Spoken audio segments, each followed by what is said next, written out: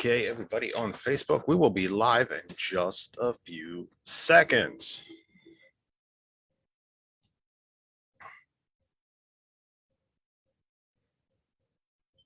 Come on, keyboard.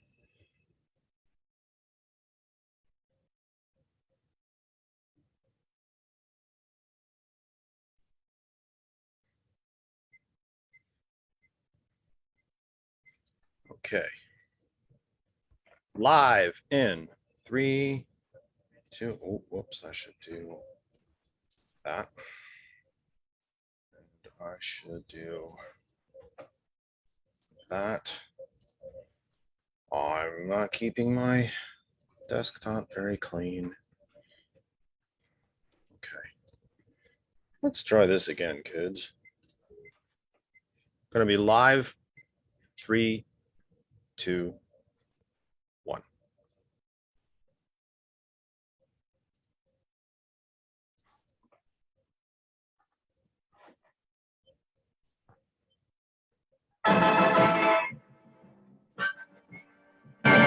Kennedy, Kennedy, Kennedy, Kennedy, Kennedy, Kennedy, Kennedy, for me.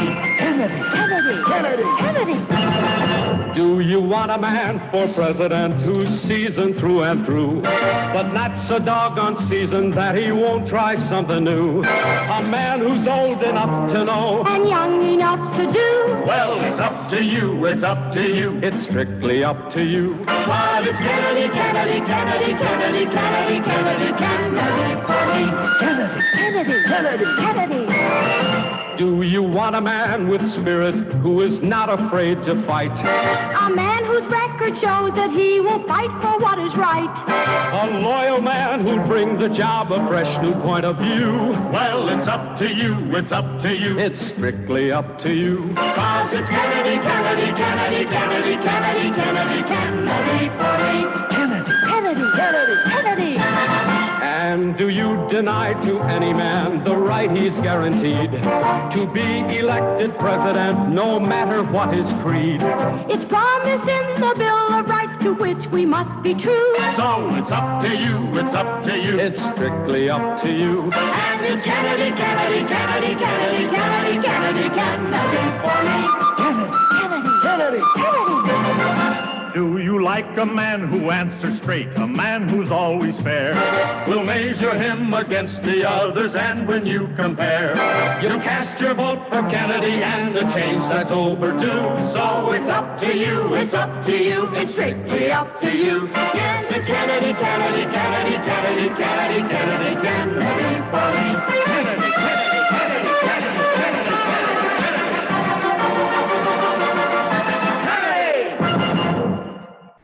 Welcome, welcome, welcome, welcome from my humble second bedroom here in the Saucon Valley, part of the Lehigh Valley in the Commonwealth of Pennsylvania, part of these United States on this planet Earth, the only one we have. Third rock from the sun in the Terran solar system, part of the Milky Way galaxy. This is the Kennedy Effect, live for the 24th of October, 2021. Pretty much the end of the month for us, kids, as we will not be here with you next week. We're going to see if we have any trick-or-treaters. And I am going to make sure that I buy trick-or-treat candy that I like. Therefore, if I don't give it all away, I will exponentially grow and quite possibly even develop my own gravitational field within the next few weeks. And about I will paint white teeth as they, kind of probably start to rot away post Halloween. This is our last program for October, certainly not for the year, but it's our last opportunity to talk about something that I have been stressing quite a lot for the last, honestly, a couple of months. The guests on the program have intertwined between local, regional, and national. But that said, we've not dropped our focus on this election in a very long time. We've been talking about it, on and off since spring, and more as the year has progressed. And this is our last week to discuss the election cycle of 2021. In many states across our nation, there are no off-year elections. There are only election years that happen to end in an odd number. And this is one of those. We always, as pundits, as hosts, as personalities, as campaign personnel, as party officials, tend to talk to you about how every election is the single most important election of your lifetime. And I suppose if voter turnout in this country was better than it is, we quite possibly would not have to discuss such things in such stark terms. And you might think to yourself, well, how can a county race, a local municipal race, a judiciary race, as we have here in the Commonwealth, how could these possibly be the most important elections of our time or in our lifetime to date? Well, that goes back to something else that I would say to you that we talk about on a regular basis on this program, and that would be, have you looked at the news lately?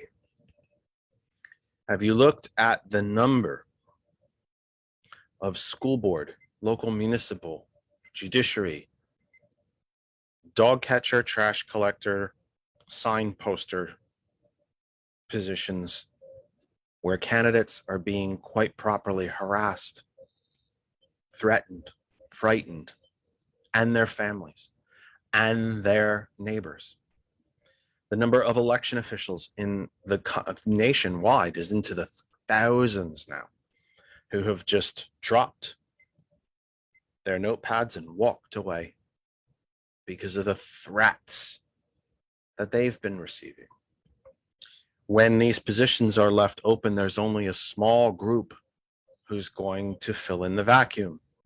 And it's usually the ones who are doing the threatening in the first place. We are at a very critical cycle. Cycle, I guess, kind of. Look at me adjusting the screen on the fly. We are at a very crucial time for this country. And these odd year elections, and it's been a bit of an odd year, hasn't it? But these odd year elections are going to tell us a lot about where we're going and about what is left of our Constitution, about what is left of our form of government, and where we are heading as a nation, or dare I say, if we are heading as one nation in any particular direction, or if we were begin to diverge on several paths as a split nation. I hope not, but I could certainly see it. I don't think it would shock anyone at this point, would it? So this is our last chance, our last opportunity in this election cycle to speak to some local, local in the traditional sense, candidates. There are going to be quite a number. As I was preparing for the program today, and I had interactions with probably another, two of our guests are here. Two of the guests that I listed on the show announcements are either late or in the middle of campaigning and will be drifting in. And there could be at least another two people drifting in and out as the program progresses. And that's because it is still daylight. It's not dreadful weather. And I assume they're still campaigning. So we're going to have a bit of a I had mentioned to George earlier today when we spoke that it was going to be a bit of a free-for-all. I don't think you ever want to describe your program as a free-for-all. I don't think we're exactly going to be hurling mud all over the place, jumping on top of the tables and, whacking piñatas and whatnot. But there will be people drifting in and out. And, any local candidate across, and I've spoken, I've had contact with them literally across the country, not just here in PA, but across the nation. If you're hearing this now and you want to jump in, you jump in. You message me or something, and you can, because this is important. Anytime that you can exercise your right to vote, not your privilege, but your right to vote, it's important. And it doesn't matter what the office is for. When you can vote, you vote. I've told you before of the very first time that I went to go vote. I believe I was quite young. I promise you no voter fraud here. I went to vote with my dad. And Pop said, "Come on, we're going to vote." And I thought that was pretty exciting. I thought I was going to get to vote at, I think, age 6. Maybe 5, 6, couldn't have been any more than 7. But he took me, he said, "Come on, we're going to go vote." And so he took us to the polling place. And I remember the booths lined up with the red, white, and blue striped curtain. And he signed the book, and the poll worker said hello to me and gave me an "I voted" sticker. Even before I voted, I got a sticker. And we went into the booth. And I'm actually skipping the part of the story where we went through the sample ballot, because in New Jersey, we did advanced things, unlike we do here in Pennsylvania. We actually mailed everyone a sample ballot. And the sample ballot looked exactly like the ballot that you were going to see when you walked into the voting booth. So you knew what to expect. Candidates were listed, the offices were listed, the ballot questions were all listed. And so we got into the booth, and sure enough, it looked exactly like it did when he and I had gone through it at the kitchen table a few days earlier. And we got in, and he started making his, I want to really say it was punch cards at that time. I could be wrong about that, but I want to say it was punch cards. And he went through, and he had a sample ballot with him. And he said, "Now this is what we do. This is how we vote." And he did his punches and so on. And he said, "Okay, I think we're done." And I remember saying to him, "Pop, you left some blank." And he goes, "What do you mean I left them blank?" I said, "There's lines here that you didn't vote for. You didn't vote at all." And he goes, "Well, they're not blank."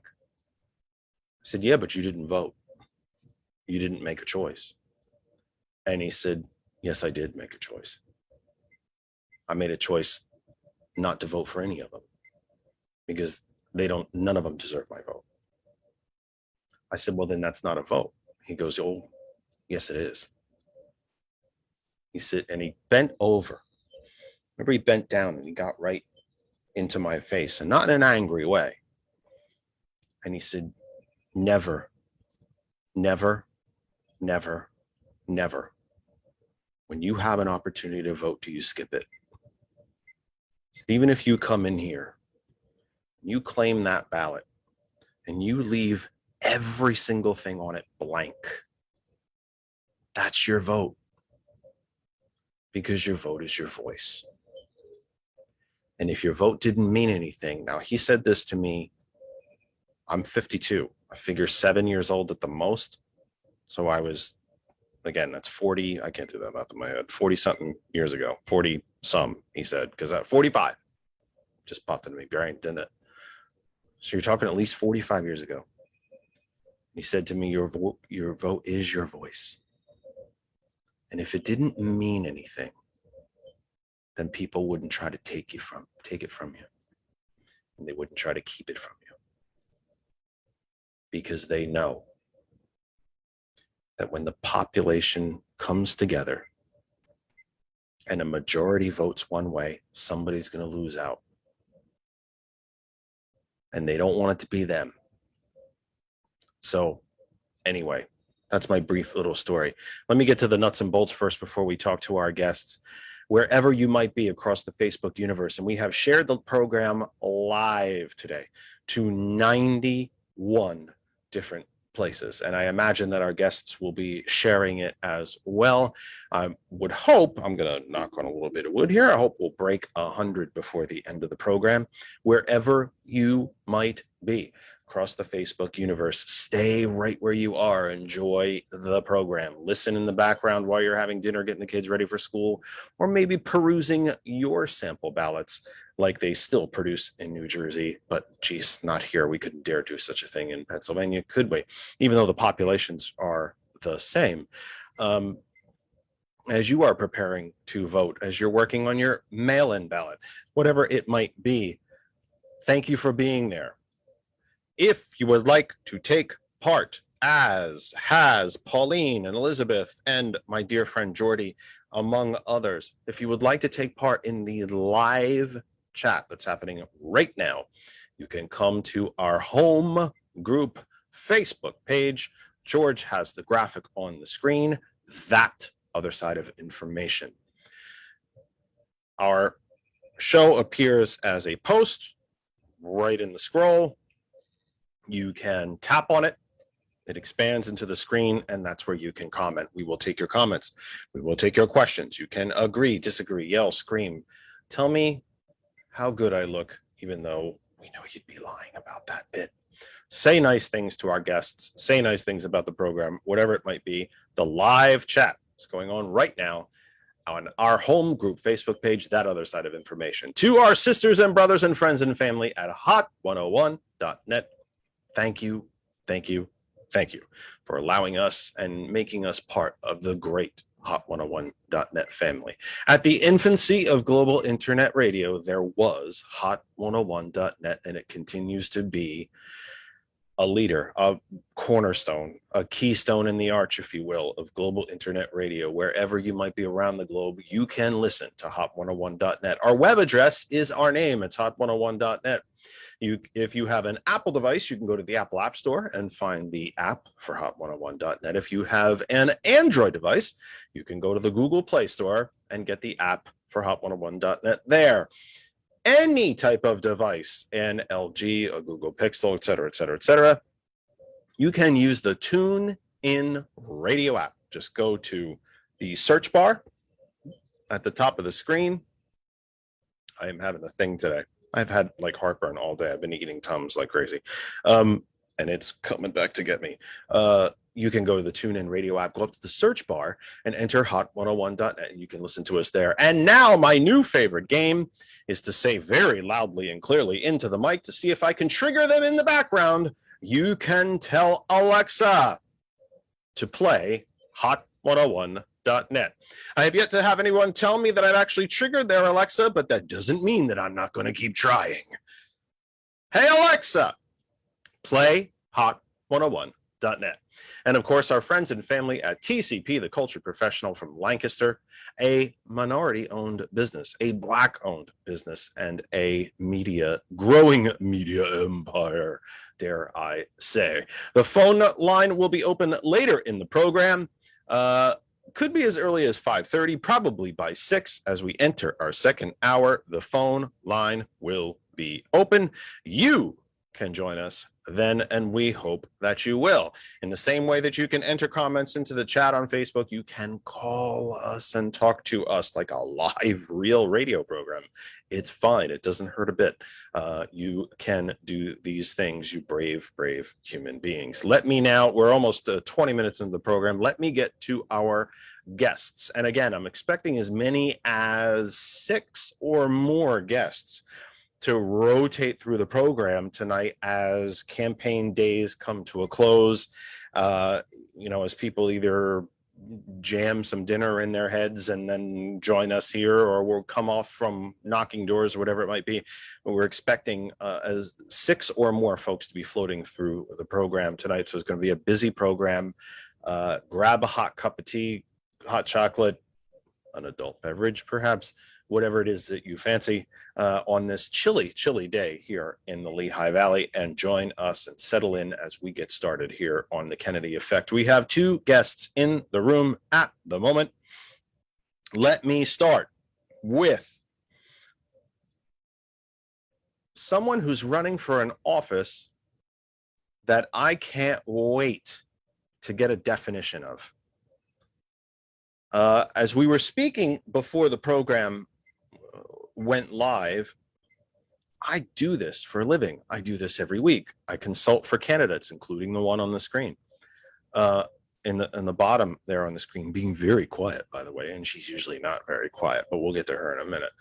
I consult for campaigns. I work on the development of good candidates, make them better speakers, get them more comfortable in public, hone messages, and so on and so on. I haven't got a clue what the hell the office is that our first guest is running for. I've not only not heard of it, I couldn't define it if I was forced to, other than if I Googled it right in front of me, but just out of whatever gray matter still functions up here, I haven't got a clue what it is. So let's let her talk about it and tell us exactly what she's running for. And that's Andrew Singh from Dauphin County. If you don't know where Dauphin County it is, the home county of the state capital of Pennsylvania, Harrisburg. Andrew, welcome to the program. Thank you. Good evening, Jeff, and thank you so much for having me here. So yes, you don't know about it, and a lot of people don't know about this position because I think it is like one of the best kept secrets. And I'm sure there's a reason why it's kept as a secret. So the prothonotary, the word prothonotary, I'm running for prothonotary in Dauphin County. The word prothonotary is derived from protho-notary, like the first notary. It's a notary position. It's a clerk of court position in the civil court. So all civil matters like change of name, marriage license, divorce license, custody issue, landlord-tenant issues, even PFAs initially come to the prothonotary's office. And their job, like a notary, is to notarize the documents, and then they keep the records. All the records are maintained in the prothonotary's office. So that's what the position is. And so people who know me and my professional educational background, their first question then is, why are you running for it? Again, to give a quick background about myself, I was born and raised in India. I went to medical school, so I'm actually trained as a doctor. I'm trained as an eye surgeon or an ophthalmologist. My arranged marriage brought me here to the US, where my medical license was not recognized.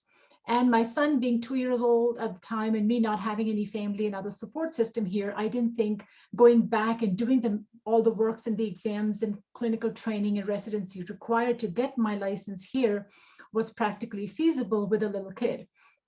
So I went back to school and actually I went back to Penn State and I obtained my PhD in molecular medicine from Penn State. Graduated in 2008, the wonderful year where everything tanked. And has not, and parts of the economy have not recovered, but that's a show for a different day. Perhaps you can come back and we can chat about that. And don't gloss over, I'm going to let you finish, but please don't gloss over the fact you had to earn a medical degree twice.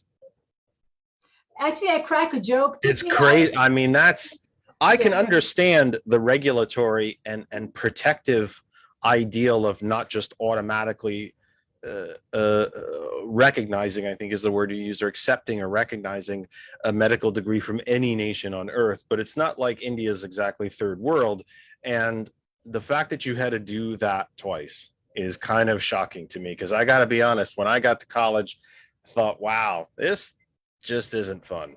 And I don't know if this is for me, but to do it twice, and again, that's just, I don't want to gloss over that. Right. Not to digress from the prothonotary issue, but if I get into the nuts and bolts of what it took me to just get my one PhD, was not easy. And so that's probably, conversation for another day when you're talking more about the hurdles we have to cross trying to pursue it. I'm a big supporter of education.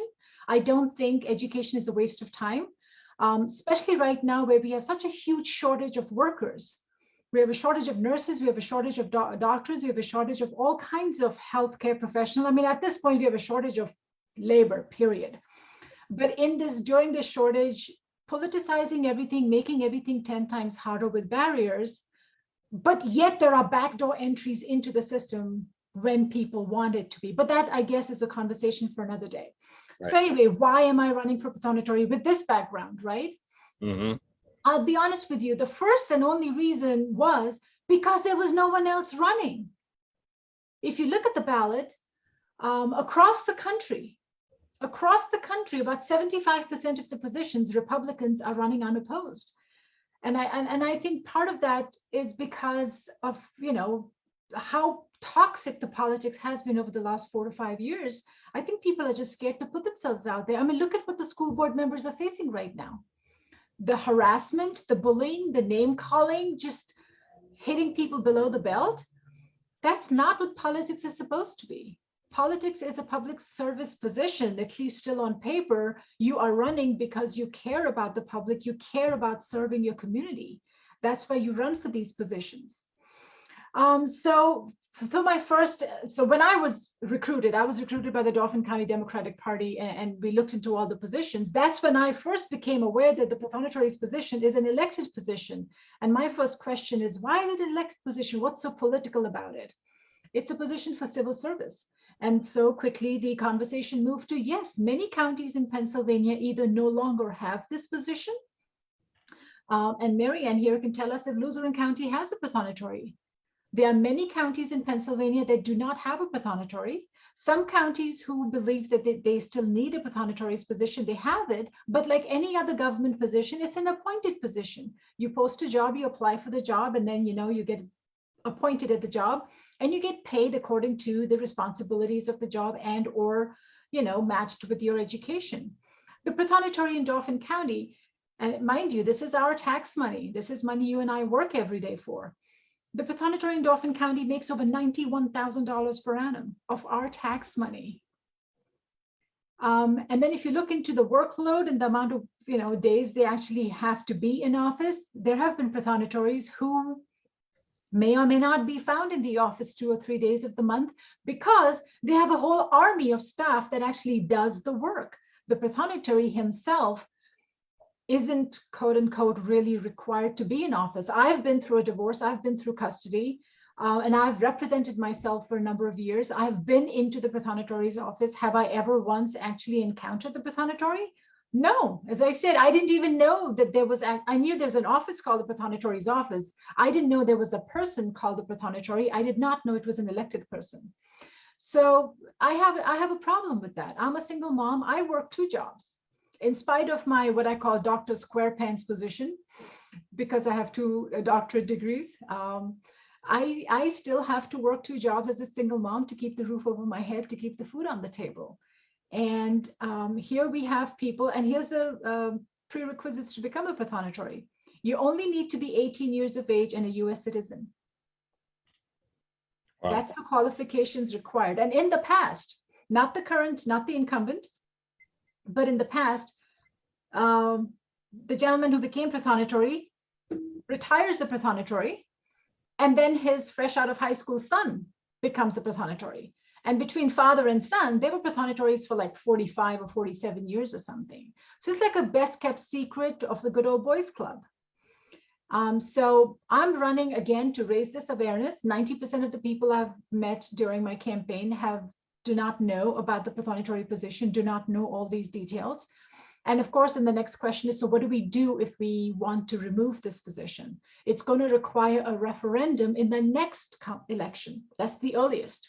We can't do anything now, but what we will need is a referendum. It'll be, it has to go through the legislature. It has to be a referendum on the ballot to have this position either be removed or to be an appointed position, which I think is the right thing to do, which is probably true for all the rural offices. Same thing for Recorder of Deeds.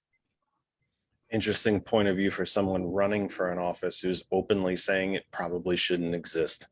If it should exist at all, or at least if it should even exist at all, at the very minimum, it should be an appointed position from the executive, very, very similar to the the federal model as far as appointing cabinet positions. 5:30 Eastern time. We're a half hour into the program already. This is the Kennedy Effect live for the 24th of October, 2021. Wherever you might be on Facebook, you can stay right where you are and continue to enjoy the program. If you would like to interact with us, and after all, that is why we are here, please come on over to the home group Facebook page, That Other Side of Information. I will see you. I can say hello. You can ask questions, comments, anything that you want to do to interact with the program. We will see it there. Hot101.net is the global internet creator, originator, giant, keystone, cornerstone, you name it. Hot101.net, the name is the original website, the Apple App Store, the Google Play Store for Android, and you can also tell Alexa to play Hot101.net, and of course, our family at TCP, the Cultured Professional. Thank you for being part of what we do here. Mary Ann Velez, welcome to the program. Thank you for having me, Jeff. Look at that background you have, Marianne. Who suggested that you work on a background like that? Who suggested? Whoever suggested to you that you create that beautiful, beautiful background, Marianne? That's really well done. He's just an incredible guy. From the beginning, he's given me some great advice, and this is one of the pieces of advice he gave me. And if you all can't tell by now, this great guy I'm speaking of is nonetheless Mr. Jeff Kennedy. He's something. I don't know if he's a great guy, but he's something. I'll tell you that. Well, in my heart you are. So in my heart you are, and that's all that matters. So, thank you so much for having me here. I am running for Luzerne County Council for one simple reason. I truly want to make a positive impact on the residents within Luzerne County. If elected, I would be the first Latina to ever hold a seat on county council. Yes, for folks who might not be familiar with the geography of Pennsylvania, our program, we are fortunate, God bless us, is global. And that means, of course, all across the country. If you're not familiar with a map of Pennsylvania, where is Luzerne County? So Luzerne County is in northeastern Pennsylvania. I like to give you a little geographic point. We're 20 minutes south from Scranton. We are 20 minutes north from Wilkes-Barre. We kind of sit right in the middle. I'm in Perrier. It's just a little town, but it's a great town, great people. And I absolutely fell in love with northeastern Pennsylvania when I moved up here about 14 years ago from New Jersey. Some extraordinary people live in the area, hard working individuals. And with that being said, they are the reason I am running for Luzerne County Council. As I moved on the campaign trail this year, the sentiment was unanimous. Our lives don't matter, our voices are not heard, and our needs are not being met.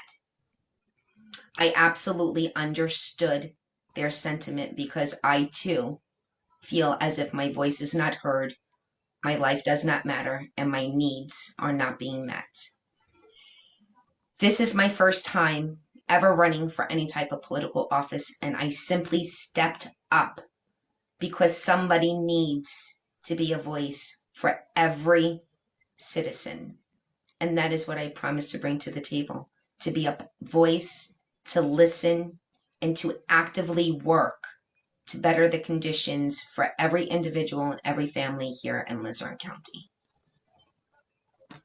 Look at that. Wow. That's a polished professional right there. You have learned, young lady. Yes, I have learned a lot. You buttoned that up very professional. That was like, that was radio show quality, Marianne. I've had some training, so. Don't make me come up there, Marianne. See, and this is what I have to deal with. Yes, I get threatened. If you're not on the ball, you're going to get it. So, yes. Our third guest of the evening is a face that many of you are familiar with. He is our runway model, clothes model, athlete extraordinaire. He is the good-looking face of the program. He's kind of, I would say, mascot, but usually think of mascot as being something a little weird or funny. Connor's like he's our cover model. He's the cover model of the program. I just thought of the right term. He's the cover model of the program. He is what makes us look legit and good. We pale in comparison, and I only stand in the shadow of his rock solid good looks, youth, and frivolity. But I welcome back to the program, Mr. Connor O'Hanlon. Welcome back, my friend. Thank you, Jeff. Should I give my whole spiel? Well, I was going to say, you're rejoining us in a different capacity tonight. You are joining us for you've been, you've co-hosted with me. We've traded hosting on your program compared to mine. We did that combo program, which I thought was a hell of a lot of fun. I still really look back at that as one of the highlights of this program. We're coming up on 2 years already. And, you've been part of roundtables and so on and so on. This is the first time that you're joining us as a candidate. So please, for those who may not be familiar with you already, and by the way, I think you've set a record. I think this is the 4th or 5th time you've been on the program. You might be leading the pack there, kid. And I hope I am. So why don't you just start with, for those who might not be familiar with Connor, a very, very good friend, genuinely, sincerely good friend to me, to Kristen, and an excellent friend of the program, one of our very first early supporters of the program, and in those rough days when not a lot of people were listening. Why don't you just remind everybody who you are, and of course you join us now in the capacity of candidate, local candidate, and of course that's what we're focusing on here for our last program here in October. Just let it rip, my friend. Tell everybody about remind us of who you are and what you're running for.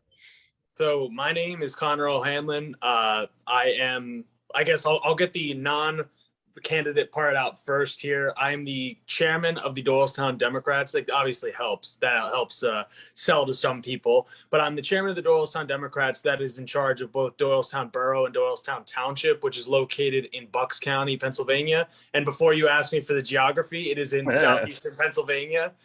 And I also am the host of the Conno Show, as Jeff had alluded to, progressive politics podcast that comes out every week.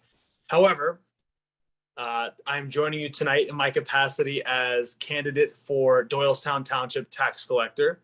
The reason why I'm running for tax collector is, weirdly enough, because the Democrat that holds the seat now is has decided to step back, and me being an accountant, technically I have to be careful saying that I'm a CPA. I am waiting for my CPA license to be mailed to me. So once I receive it, I'm officially a CPA. I work as an auditor. I audit publicly traded companies that file with the SEC. So basically every company that you can see and you can buy their stock, they have to have an audit and they have to have a quarterly review. So that's what I do as a job. I go in and I audit online casinos. That is my specialty. So my qualifications as an accountant specifically bring me to running for tax collector, which also a lot of people don't know is a full-time job. It is a job that kind of skirts under the radar. People just assume that it is a part-time job, or, it's like volunteer here and there, but it is a full-time job. And in a municipality as large as Doylestown Township, it is most certainly a full-time job. And I'm going to treat it that way. So to me, it is an opportunity to give back to my community. It's a rather non-partisan or non-political position, but I'm going to bring the values that I hold and the principles of my town to this position. So I was out door knocking. I hit 51 doors today.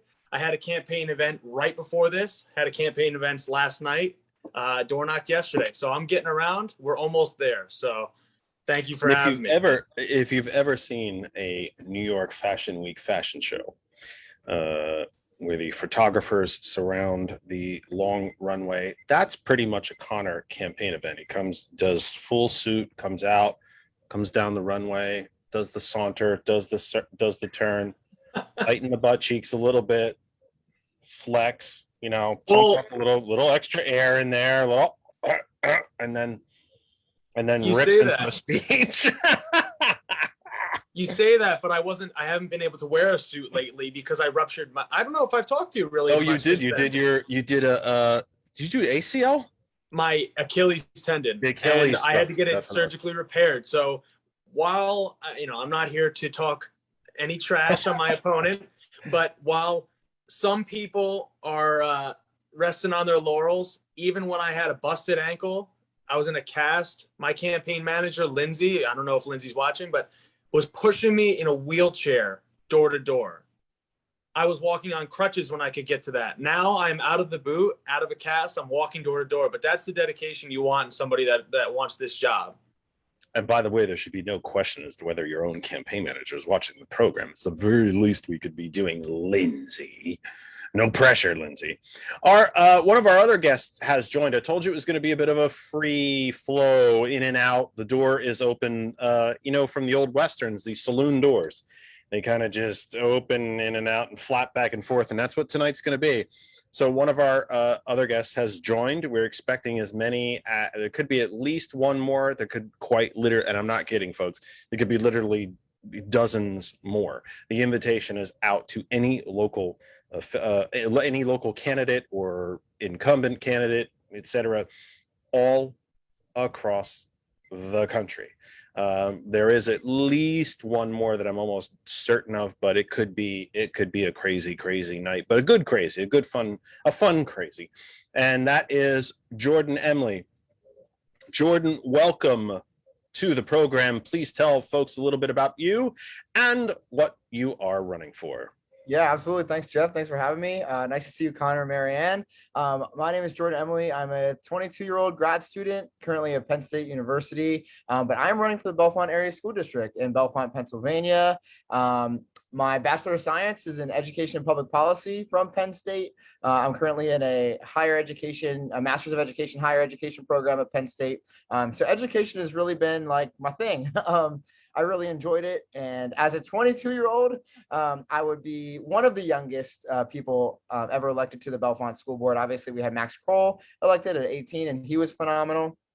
But he has since moved on. And so I think, a big part of running for the school board is getting people who still have the mindset from being in high school, right? 5 years ago for me, but now have been, through college and seeing the higher education system and seeing what you need to do to be able to be successful from our education standpoint is super important. And so that is a main reason why I am running. I'm also running on progressive ideals and ideas and understanding that our education needs to be revamped across the board. My intermediate, like I said, is in education and public policy. So ultimately, I would love to be apolitical whenever it comes to education and just use the knowledge that I have gained through factual information, through theory, to be able to provide an educational opportunity for everybody that is equitable, accessible, and excellent. So I'm really excited about it, and I'm really happy to be here. Jordan, thank you for being here. We can hear the excitement. That's awesome to hear. So we are live. It's 5:45. Let's open up the floor to anyone who wants to jump up and answer. Because we have been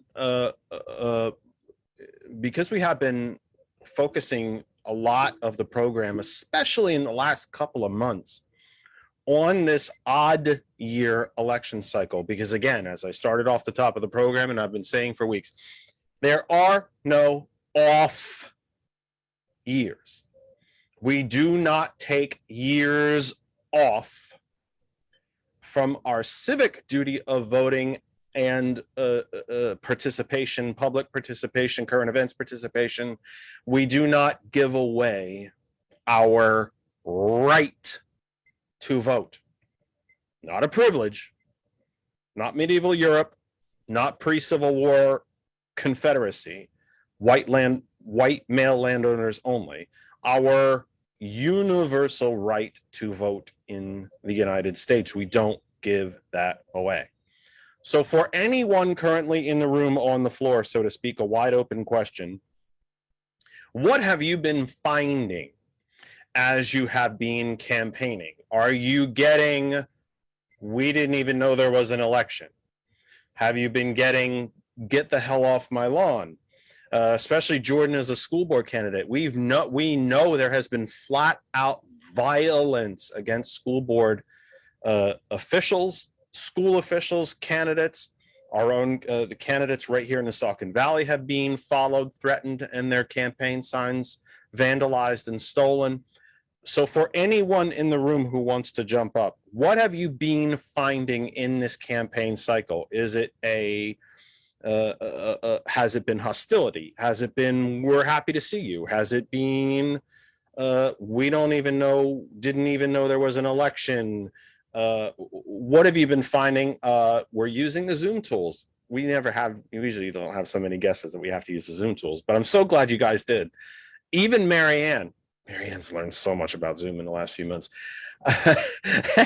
I'm busting on Marianne because I work with her campaign, but full disclosure, I work with her campaign for that much money, by the way. I just want to let you know. I didn't even get a meal out of Marianne yet. I didn't even get to pet the dog.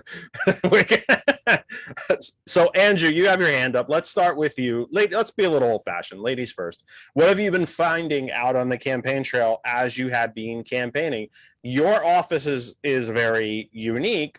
I would imagine a lot of it is what the hell is a prothonotary, but if we go past that, what have you been finding? Is it, you're a Democrat, I don't care what you're running for, I hate your guts? Is it, oh my God, I didn't even know there was an election? What have you been finding? So yes, the first one was, who is a prothonotary? A lot of people like, can you help me pronounce the word, right? A lot of people. I only can do it because you said it 10 times.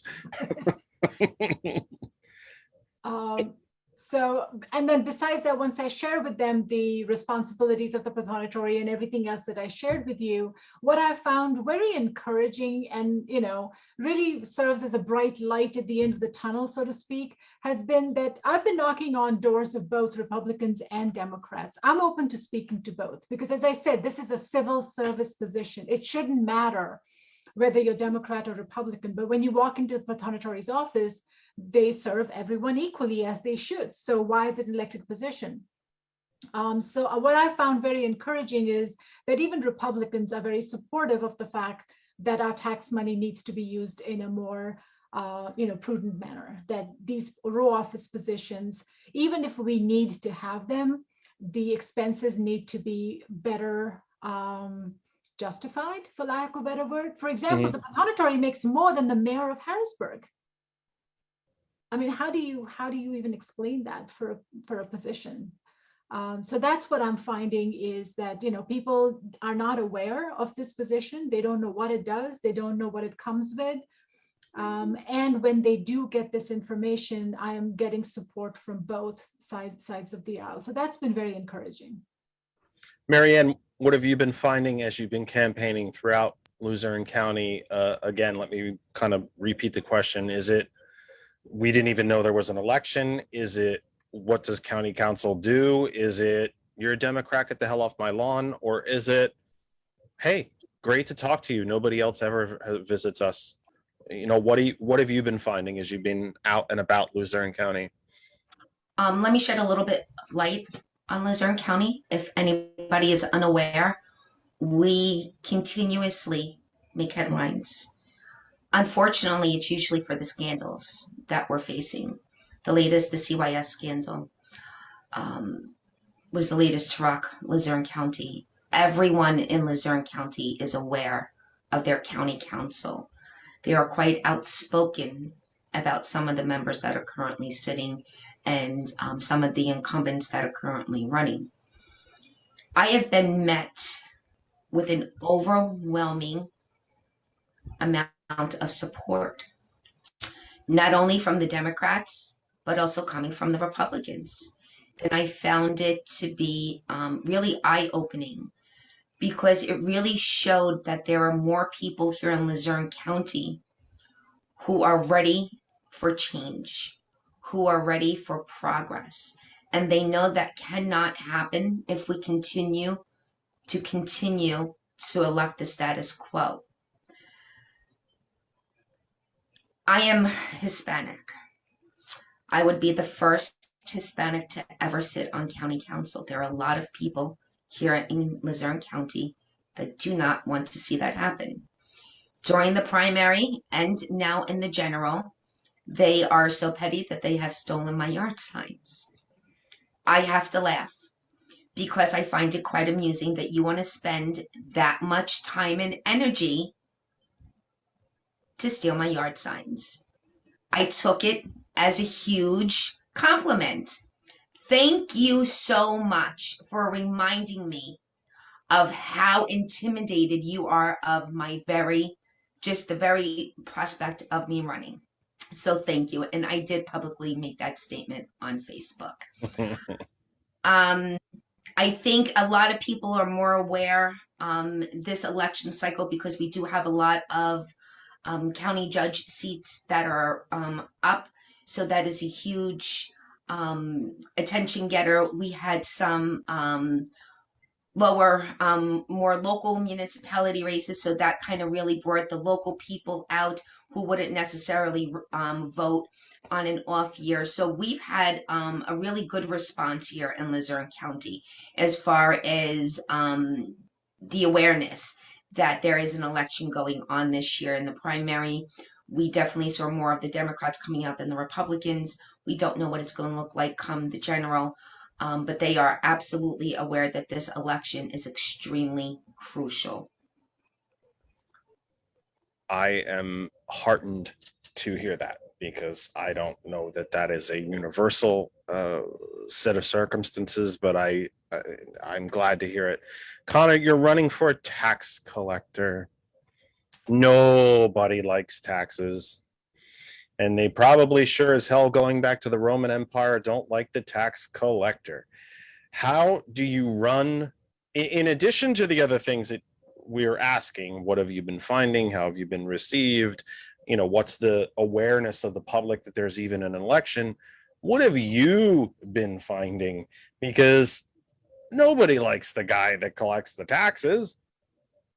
And how, actually, let me add another one on there. You're used to hosting these shows. You know how the questions pop into your head in a big bunch. How do you make the case to folks that, you know, the tax collector should be relatively nonpartisan? I mean, we have to pay taxes. That's the fee that we pay to be part of a civilized society. It's part of the fees that we pay for the commons, for schools, for roads, for water systems, power systems, libraries, and so on.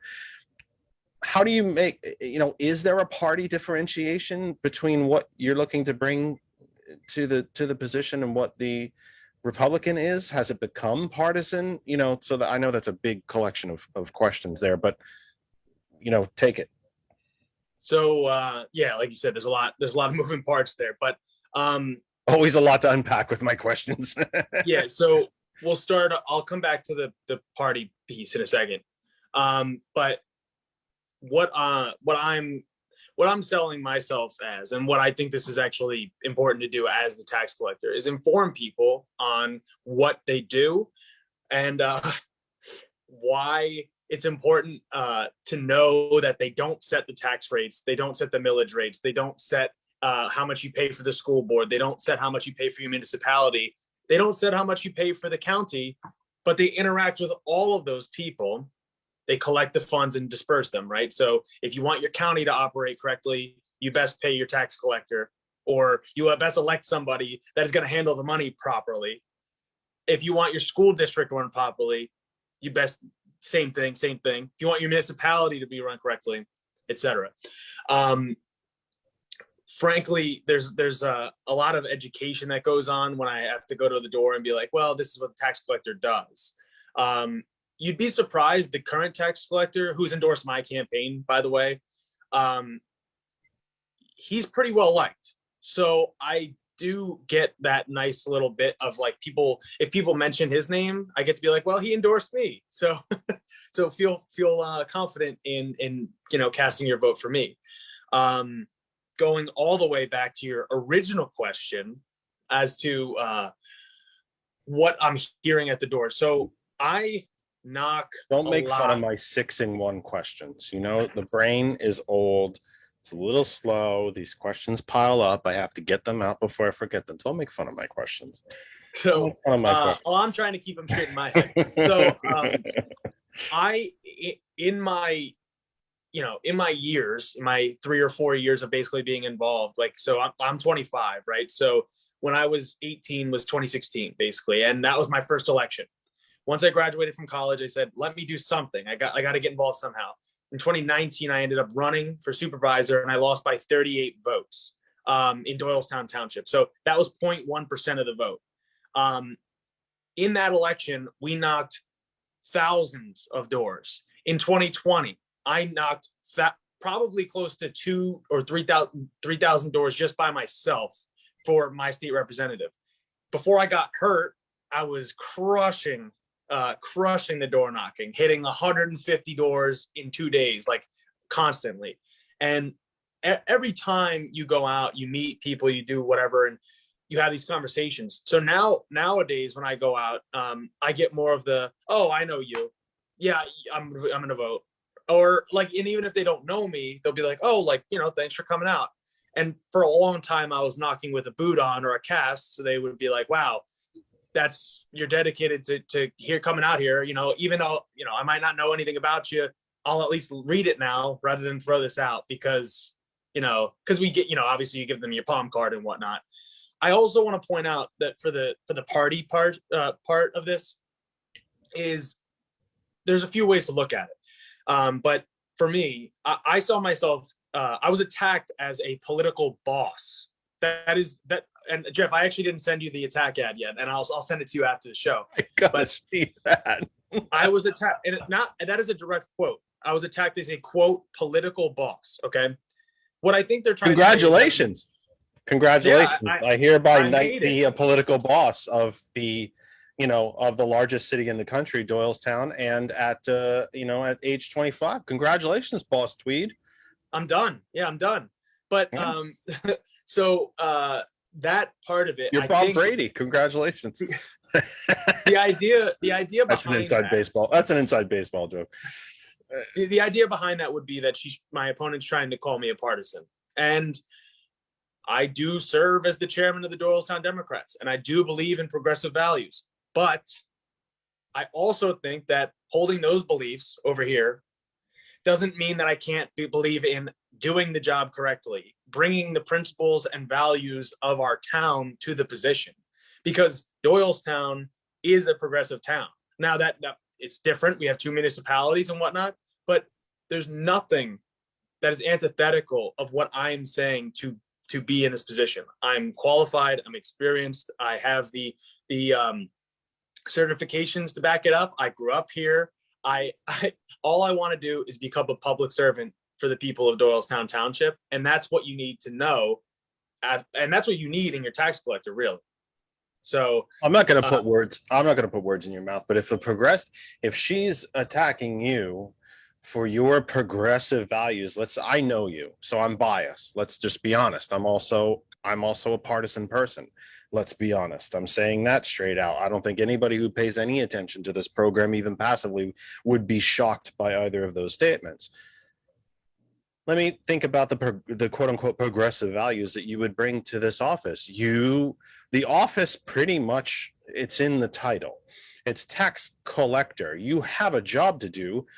If you were progressive, libertarian, Republican, Martian, whatever it is, the job is the job. But the progressive values that can be brought to it are things like, I don't know, Connor, you might actually go to the office every day. And actually do the work.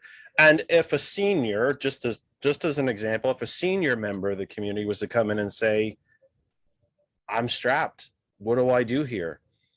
Running the office with a bit of compassion, a bit of understanding, a friendly face, the doors are open, the curtains are open, you know where to find me. This is your office, not mine. I might work here, but this is your office. It's your tax collector's office. I work for you.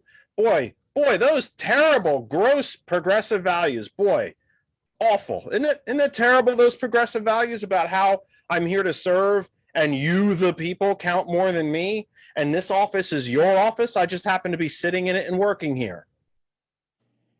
My goodness, how profoundly ignorant of an attack. How profoundly ignorant. And if you don't want to say it, you don't have to. I'm doing it for you. How profoundly ignorant. I can put an exclamation onto it and just say, My campaign is funded by small dollar donors. My opponent's campaign is self-funded because she and her family are very well off. My campaign has gotten over 60, and this doesn't sound like a huge number, but remember, I'm running in one municipality. I'm not running in a county. I'm not running in the state.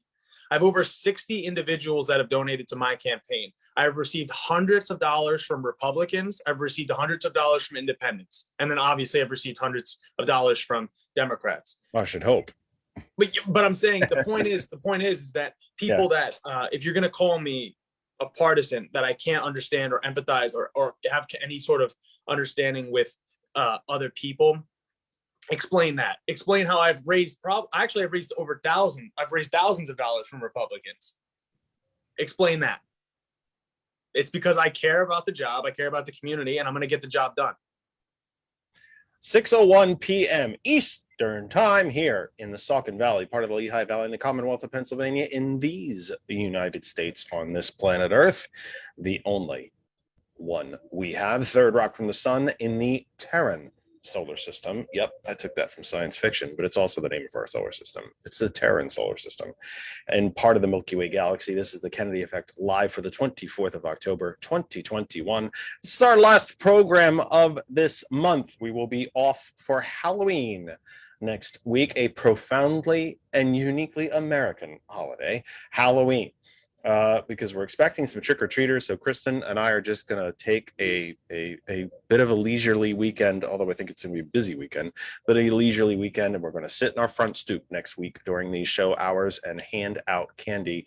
And I'm going to eat a lot of that candy. And we're going to hand out candy to children in between me eating large quantities of it. I don't even think we're going to have dinner next week. I'm just going to eat candy out of a bowl.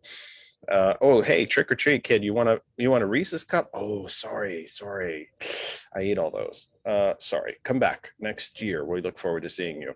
So that is us. We are here live. Our last focus, our last opportunity to focus. And I might be being a little frivolity here, but in all seriousness, this is our last attempt, our last opportunity to focus on the 2021 election cycle and the sheer deep significance and importance of it. So we are glad that you are with us. And again, let me just say, I put it in the on the Facebook post and the header of the post. Your vote is your voice. Use it and be heard.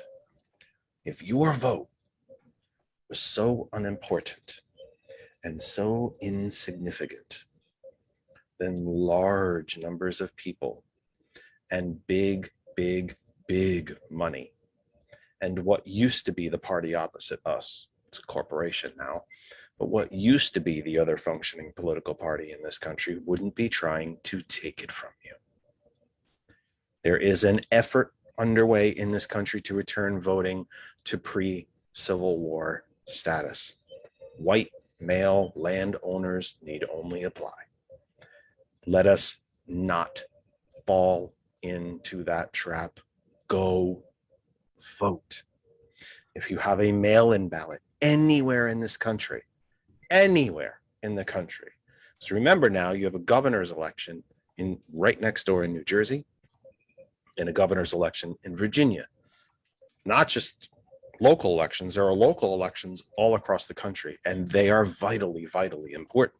Your local and county governments are the governments that you actually have the most interaction with on a daily basis. Please go vote. And sorry, I know there are some folks out there who listen to this program who work for the United States Postal Service. You cannot trust the Postal Service at this point. With 10 days left before November 2nd, do not mail back your mail-in ballot. Take it to a drop box. Let's not count on the Postal Service at this point. A month ago, absolutely. Maybe even 3 weeks ago, absolutely. Not with 10 days left. Take your ballot to a drop box. Wherever you are on Facebook, that other side of information is our home group Facebook page. You can join the conversation there. We have a few folks there listening. I've said hello. They've said hello. I appreciate that. Our dear friend Jordy is in the chat at the moment. Hot101.net is the web address, Apple App Store, Google Play Store, and tell Alexa to play hot101.net. And of course, TCP. Jordan, you didn't get a chance to answer that quite yet. What have you been finding out on the campaign trail? And as we mentioned when you first joined us, school board elections seem to be ground zero, and I don't say that lightly. Within this election cycle, it's school candidates, school officials who seem to be at the point of the spear, so to speak, in this cycle. So what have you been finding as you have been out on the campaign trail? And a reminder, folks, I'm going to change. If you're watching on Facebook, I'm going to put the phone number up. George has the phone number up as well in one of the squares, and we will be giving you that phone number very shortly. It is actually right now. I'm going to give it to you right now because I can, because I'm the host of the program, because I'm going to do that. 267-227-9189. 267-227-9189 is our number. You can call and be part of the program. So, Jordan, what have you been finding out on the trail? Yeah, definitely. And I think, what you said about just the aura and just the atmosphere around running for school board is fascinating. So first off, this is my first time running for public office, right? 22, only had 4 years to be able to do it. This is my first time running for public office, and it is so astounding to me the amount of hostility that somebody can have towards somebody else who is putting themselves out there to run for public office. So to answer your question very blunt and to the point, it's so hostile. It is one of the most hostile situations I've ever found myself in my entire life. People coming at me through Facebook Messenger, or people calling me and talking to my parents, or like anything like that, bringing my family into things when they're just my family. They're just trying to support me. So important piece of context for this is that the school district that I am running for has recently, as of last April, I believe, April 2021, retired our name from the Bellefonte Red Raiders, which is extremely cultural appropriation and extremely racist. And they've changed it to the Bellefonte Raiders, which doesn't necessarily give them a lot of wiggle room into what the imagery should be, but nonetheless, that's what they're going to do. And they're going to, decide upon that soon. But I have had people message me and ask me, how have they personally contributed to Native American genocide? How have they personally done anything to harm Native Americans whenever it's just respecting history? Another important piece of context is that in 2017, I was the mascot for the school.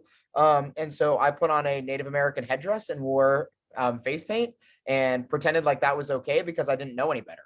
And so do they know the difference between knowing / learning history and respecting it? Correct. Yeah. So because my humble opinion would be no, they do not. Yeah.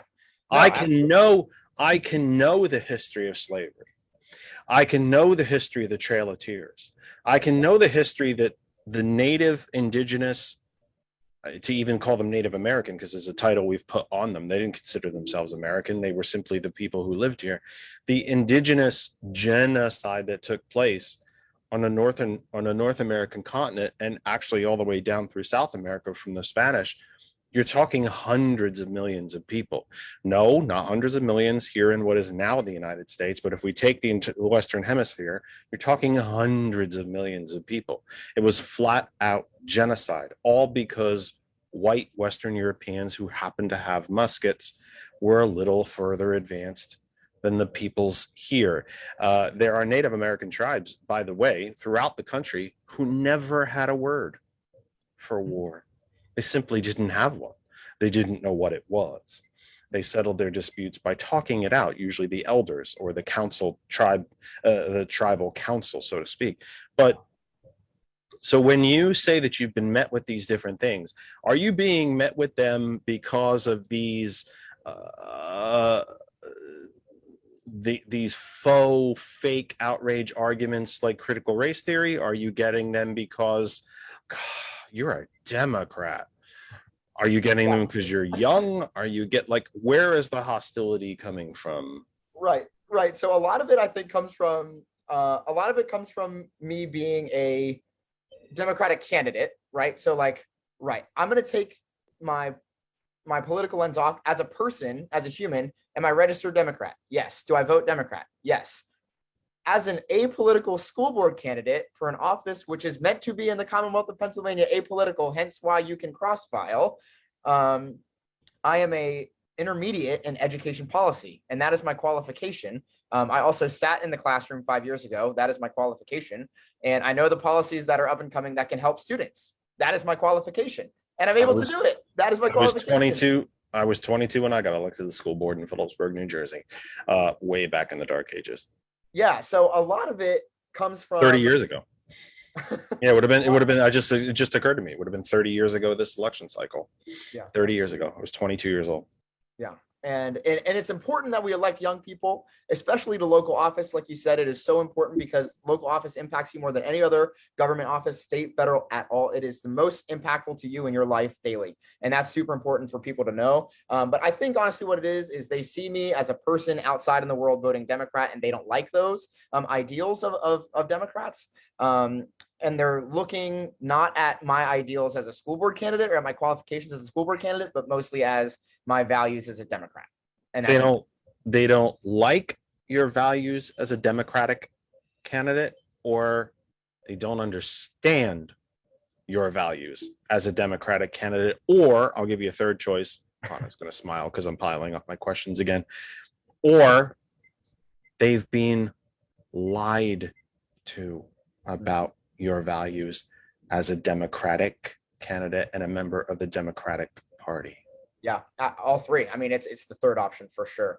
And that's the thing. People ask me, something that I found is people are curious as to why I have changed my stance or my ideas as a person from being the mascot, from being the face of the Red Raiders, to saying, hey, that's cultural appropriation. Hey, we genocided an entire group of people, and that's not the way to respect them. People are very curious as to how I got there. And I think that that's a good thing. Even if necessarily, I can't change their mind. I think a big portion of me running isn't because I feel extremely, extremely over the top confident in my ability. I do. But I think it's important to be able to share my ideas to a community that doesn't particularly have ideas to form outside of the ones that they've, grown home to. And unfortunately, that's in our school, right? So in our candidates night the other night, we had talked about a social studies audit that had happened within our school district. And, something that I thought about afterwards, I was like, who did the audit? Like a straight white cisgendered man did the audit. And so we're going to let him hold the reins as to what is equitable in history. That doesn't make sense. And so, if you do that, a lot of pieces fall away, and a lot of the education that we need to be able to change the problems of tomorrow aren't given to our students in their toolboxes to help save this country. And I think that that's really unfortunate. And then the last thing before we get to, another question is, I've seen a lot of hypocrisy, especially from my other candidates who are running. I most recently posted on Facebook that only 43% of them participated in their interview, like in all the interviews that they could have, right? There's 4 of them running against me. Each of them had 4 opportunities to be in public interviews. They had all 4 of them there, never. And out of all of them, 43.75% of the interviews were covered. And that's so low and so unfair to the community to not be able to know the answers that other candidates would have to questions that they wouldn't know before.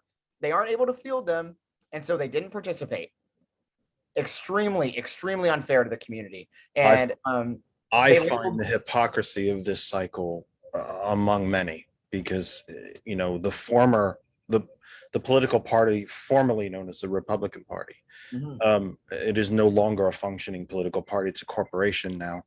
But one of the many hypocrisies of the Republican Party, and God, I could fill the Saucon Valley with the hypocrisies of the Republican Party, is that the attacks, and because I see it here in the Saucon Valley with our school board candidates and our council candidates for that matter, is that these positions shouldn't be partisan, but you're a Democrat and I pretty much want to shoot you in the face. Yeah. Okay, so let's square those two things. Oh, well, we can't square those two things. We basically want to kill you because you're a Democrat. You're a member of the Democratic Party. And I basically think you should be shot because Tucker Carlson told me so. But these things shouldn't be partisan. Okay, so then why do you want to shoot me? Is there another reason? Is there a deeper reason? Yeah. And one of the Connor and I have had this discussion actually. We're actually fortunate enough to have this discussion over a pint once. That I think one of the reasons that I am so, and Marion will tell you that part of my advice that I give candidates is to take that shite on head on and confront it, because those people are not convincible. They are not swingable. They are not persuadable. Yeah. You want to Yeah. shoot me simply because I happen to be a member of the Democratic Party. The problem isn't with me, it's with you. You're lost. You're lost. Yeah. And I'm challenging you, as I do here every week, I'm challenging you, self-identified Republican, usually white male, to say, here's why I'm running. Here's what we know is wrong in this level of government that I am running for. Why don't you deserve better than that? Mm-hmm. Why is it that when a billionaire pays a multimillionaire to tell you that people poorer than you are the problem, that you accept that? Yep. Why are you mad at the fact that your schools are crumbling and that there's 30, 40 kids in a class with lead pipes and asbestos, while the online cyber charter is getting about $14,000 to $15,000 a student and spending about half that and pocketing the rest of it, by the way? Why is that okay? But your kid getting screwed is somehow my fault, because I actually think you're smarter than that. Mm-hmm. I think you're absolutely bloody mental for continuing to vote against your own self-interest. And for a 50-year record of performance that has done nothing but crush you under the heel of the boots of the top 1%, to hell with pulling yourself up by your bootstraps, you're under the heel of the boot. Yep. That's not my fault anymore. Yeah. Connor, what am I missing? Because I know you have to leave us.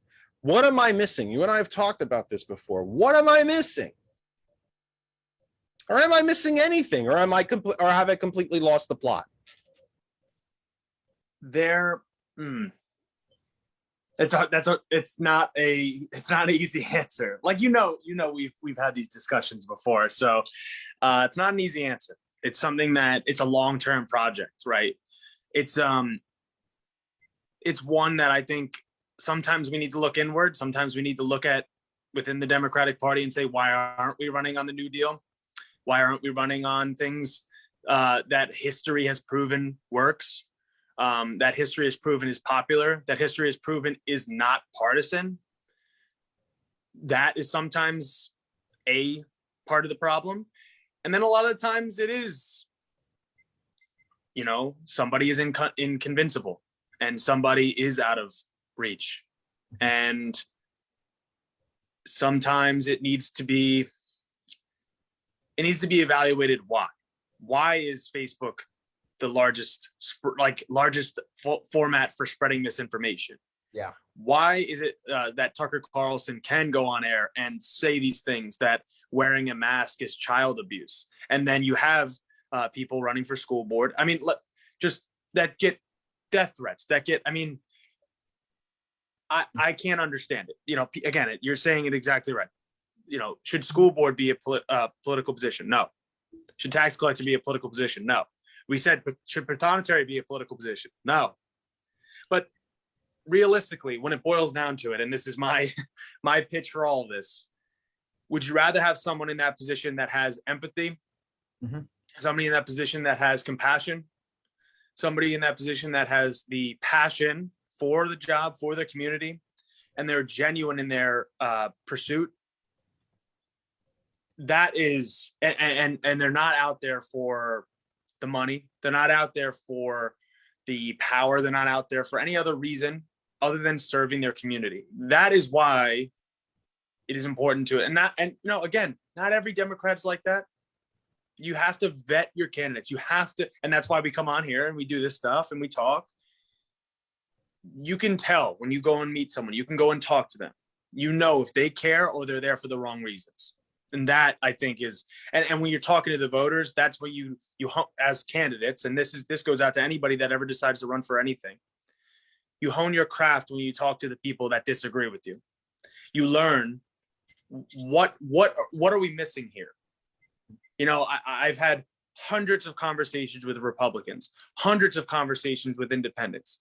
Those are the ones where I learn what their concerns are, how I can address them, because again, I'm going to be representing all of these people if and when, hopefully when I win, right? So it's building that trust. And I think trust is really the foundation for it all. But that takes a long time. It's a long-term project.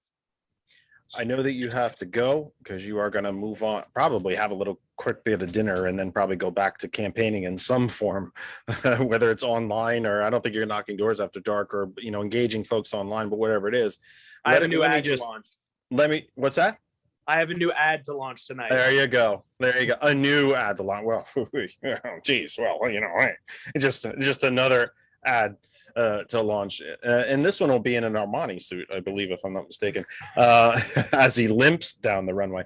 But that said, before you go and give everybody your final info, let me just make a bit of an announcement, because Connor he didn't know this, I was going to say this until I'm saying it, he will be back with us on the program following Election Day and in the months leading up to the Pennsylvania primary in 2022, because my particular organization, my home organization, Our Revolution Pennsylvania, is going to be, following Election Day 2021, is going to be shifting its pretty much its entire focus to electing people to the Pennsylvania State Democratic Party. So we will be focusing on that on this program in conjunction with Our Revolution, my Our Revolution hat, and my host hat, and I got a lot of hats. I'll show you my hat rack one of these days behind my bedroom door there. I actually do have a lot of hats, but I wear a lot of different hats as well. But we're going to focus what I think is a logical progression from what you were saying, of electing people to the Democratic Party inside the Commonwealth, be that in those local precincts, your municipality, from Marianne, your county, all the way up to the State Democratic Committee, including yours truly, who is strongly considering running for the State Democratic Committee from Humboldt, Northampton County. Humboldt, Northampton County, by the way, the bellwether county in the entire country in 2020. So Connor, I know you have to leave. Tell us, please, you know how to exit the program, you handsome dog, you. Tell us, where can people find you? How do they follow you? Quite literally, how do they find you in public? Where are you going to be this last 10 days? What are you going to be up to? How can people follow you, find you online, contact you, et cetera, et cetera, et cetera? So first of all, thanks, Jeff, as always. It's always a pleasure to come on and go back and forth and as we do. And you'll have to come visit me in Doylestown. I just did take all next week off of work, so maybe after work for you one day we'll grab a beer. Now he's serious. Now we know he's serious. So my final words, as it were, I would suggest that I'll say where you can find me first, because I don't want to focus even that much on myself in these closing things, but O'Hanlon, OHANLON, for taxcollector.com. That's my website. You for can follow FOR me. Or for the number? FOR. For FOR. O'Hanlon for taxcollector.com. Yep. You can find me on Instagram. Just look up Connor O'Hanlon. You can find me on Twitter, just CON O'Hanlon. my show, the Con O Show, you can find on Apple Podcasts, Spotify, YouTube. Again, you can just look up the Con OH Show. And I think that's mostly all the ways you can find me. However, if you are in town, you want to go door knocking, you want to volunteer, because this is how we get things done. You can always feel free to email me, Connor, CONNOROHANLON 13 at gmail.com. You want to get involved, you want to run for something, if you want to become your campaign, you want to become a campaign manager, you want to become a committee person, anything like that. Because it starts with people like you. And in 2018, I graduated from Penn State as well. When I came out, like I said, 1 year after graduating, running for office. 1 year later, I'm in charge of the entire party here in Doylestown. So things change quickly, and these opportunities are there for everybody. It's how we build a movement. I also just really quickly want to shout out other candidates in Doylestown and Bucks County. I'll keep it quick. Tabitha Del Angelo, who's running for school board. That's a huge race in Central Bucks School District. Colleen Mullen, she's running with me in Township. I have 6 borough council members running in Doylestown Borough that I'm in charge of, a mayor candidate, another tax collector, and there are 2 specifically countywide candidates in Bucks County that I would like to shout out. Mark Lomax, he's running for sheriff. He successfully primaried the current sitting sheriff. He was not a wonderful guy. And then Tiffany Thomas Smith, who is running for the Court of Common Pleas, another huge election. And these are great candidates, and I can't endorse them enough. And I'm very happy to be sharing the ballot with them. Sounds good, my friend. Thank you as always for being part of the program. I text you often about being on the program. You don't take advantage of maybe 3/4 of the invitations that you have, but you have an open invitation. The door is always open to you. You know that. The login info is the same every single time, kiddo. So you know where to come, and you know where we are. You know we wish you the absolute best of luck, and not just with the race, but with your own Achilles. That would be good if you could heal that thing. Be a tax, Greg Abbott's governor in a wheelchair. You can do tax collector in a wheelchair. Well, if you want to grab a beer next week, let me know on Tuesday night. And by the way, I'm driving. I work in Horsham. I take 611 right to work. I literally come through Doylestown twice a day. But Tuesday night, we'll be out all night. Party night. I need to think about taking Wednesday off, but we'll see. Thanks for being here, my friend. I appreciate it. Thank you. That's Connor O'Hanlon, great friend of the show. He's been on the program. I think he's leading, as I said, I think he's leading the roster. I believe that's either his 4th or 5th appearance. I think he's at top of the class so far. Andrew, you've been very, very patient, and I appreciate that. And I think it's part of what happens when we have, so many guests. There's a lot of people to get to and things. You wanted to mention something that actually the prothonotary does that I gather from your comment has become somewhat of an, shall I say, an issue in the race. And isn't your race also one of those races that should be nonpartisan, but yet somehow, because you happen to be a member of the Democratic Party, somehow now it's all partisan? Right. So as I said, prothonotary position is a civil service position. I don't understand why it is political. I think to detoxify this political environment, what we need to do is start depoliticizing all these positions of public service. I don't see why they should be politicized. Right. So with the prothonotary's office, as I said, is a clerk of court position, deals with all civil matters, not criminal matters, all civil matters.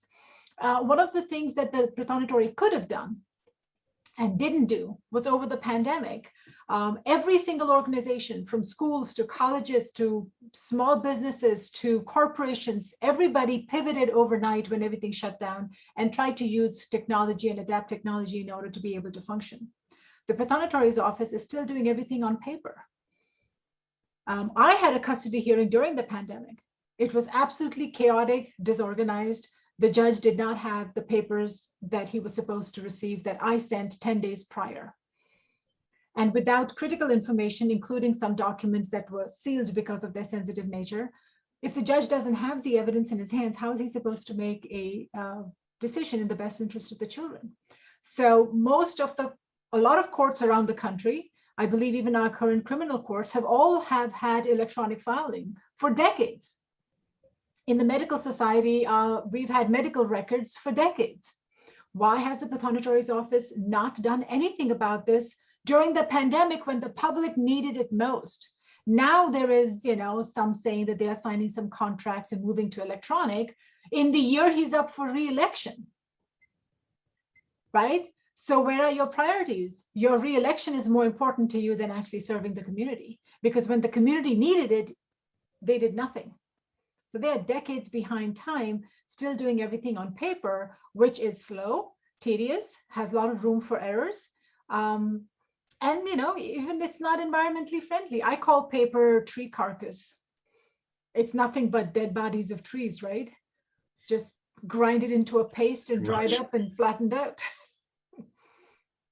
So I think that's a great example, though, of how what should be, I want to be careful with my words because I don't want to be, I can't think of a better one at the moment, but what should be a simple job, dare I say. It doesn't mean you wouldn't work hard. It doesn't mean you wouldn't be in there long hours, but I think you understand what I'm getting at. I'm not using the best words, and I hope you'll forgive me, but what generally speaking should be a simple job. You have, a requisite set of duties to perform, is being somewhat overtaken by politicization when you're just talking about a simple policy or a simple adjustment or simple progress, so to speak, within that office to make it run better. And not because you happen to be a Democrat or a member of the Democratic Party, but because it's just kind of common sense. Right. I'm sure it's not a simple and straightforward procedure. I'm sure there are loopholes and challenges to it, but maintaining electronic medical records is not an easy task either. Following a person. Right. Someone has to enter all that into a central database. So somebody at your office would still need to enter all that stuff, but it would also then be, and you correct me if I'm being oversimplified here, it would be the judge as simple as having a screen on his desk and there's the roster of cases for that day and click on the documents and things like that. Right. Currently what they've done is cases that have already taken place, they take those documents, they scan them, and they upload them on the website. That's a very different thing. That's not called electronic medical records. That's just making pictures of documents. Exactly. It's basically pictures of documents. Yeah. Right. But what I'm talking about is, say, if you're an attorney and you're representing your client, or if I'm representing myself, I should be able to go to a site, fill in the required information, and submit it. And this is a thing, again, I'm being a little repetitive, but this is a thing that should not really be a Republican or Democratic thing. Exactly. This should just be common sense. But yet in this hyper politicized atmosphere that we find ourselves in, even that simple bit of common sense is being politicized. I have no idea why it's not happened yet. All I'll say is, how does the Pathonatory justify his position and or his salary if he hasn't done something as simple as that? Because clearly he's not sitting at the front desk notarizing every piece of paper that's coming through his office. He's got an army of staff. I don't know if you've ever walked into Dauphin County Courthouse. I have. If you enter the Pathonatory's office, it's a huge office with many, many people doing the work. So it's not like he's so caught up in the nuts and bolts of it that he can't be. What he needs to be is the leadership position, move the office forward in the big picture forward. So I don't know what he does as a Pathonatory, to be very honest. And I'm not, I'm not just aiming at the current Pathonatory. Electronic filing has been around for decades, And electronic medical filing, it's protected by HIPAA laws. So those documents need to be encrypted. They need to have, many layers of protection and prevention from hacking and, illegal access and stuff. So that is a bigger challenge than court documents, which are meant to be public documents anyway. So they don't have those layers of complexity that medical documents would have. It should be a simple thing, compared to many other challenging jobs that have already been done. I mean, come on, this is the 21st century. We live in Dauphin County. What is I'm supposed? sure Jordan can come up with that, right, Jordan? I'm sure you can. But most of our college kids can do this stuff. They'll do I hear it. you. I love it. I love it. I'm snapping for you. Go off. That's good Right? stuff. Absolutely. There's a comment in the chat. It's lengthy, but it is very, very pertinent. I'd like to read it and then throw the floor open to any of the three of you here from Jordy. And several of us know Jordy already with the hub and so on. And shame hub for scheduling a really important phone call while I'm on live on the air. Don't have meetings when I'm on the air. Support the program. We have all week to talk. That said, I feel like one school of thought is that, quote, the GOP can't survive, unquote, Trumpism. So the thinking is play defense, let them implode. This is sometimes an argument that is based in demographics and a destiny theory that bad voters will just either die off or perhaps change their minds or come to a realization that, wow, I've been screwing myself all these years. A huge structural advantage is built into the system, combined with local and geographic hyper partisanship. All of these races, even school boards and prothonotary alike, are quote unquote nationalizing, becoming national races when they are nothing of the sort, by the way, as indicated by what Andrew just said. There's a vast right-wing social movement that grows. The GOP sometimes fuels it, sometimes they chase it. I think you've seen that with someone like Elise Stefanik, who originally ran for the House as a very, very moderate, darn near blue dog Democrat, saw the way the winds were blowing and decided to jump on and follow the current. And she's now properly mental at this point. She might not be behind closed doors, but certainly when she speaks. And then you have the Marjorie Taylor Greens, who literally threatened to get into a fist fight with Liz Cheney right on the House floor. We have to have a wide range to confront, co-op, and diffuse that movement.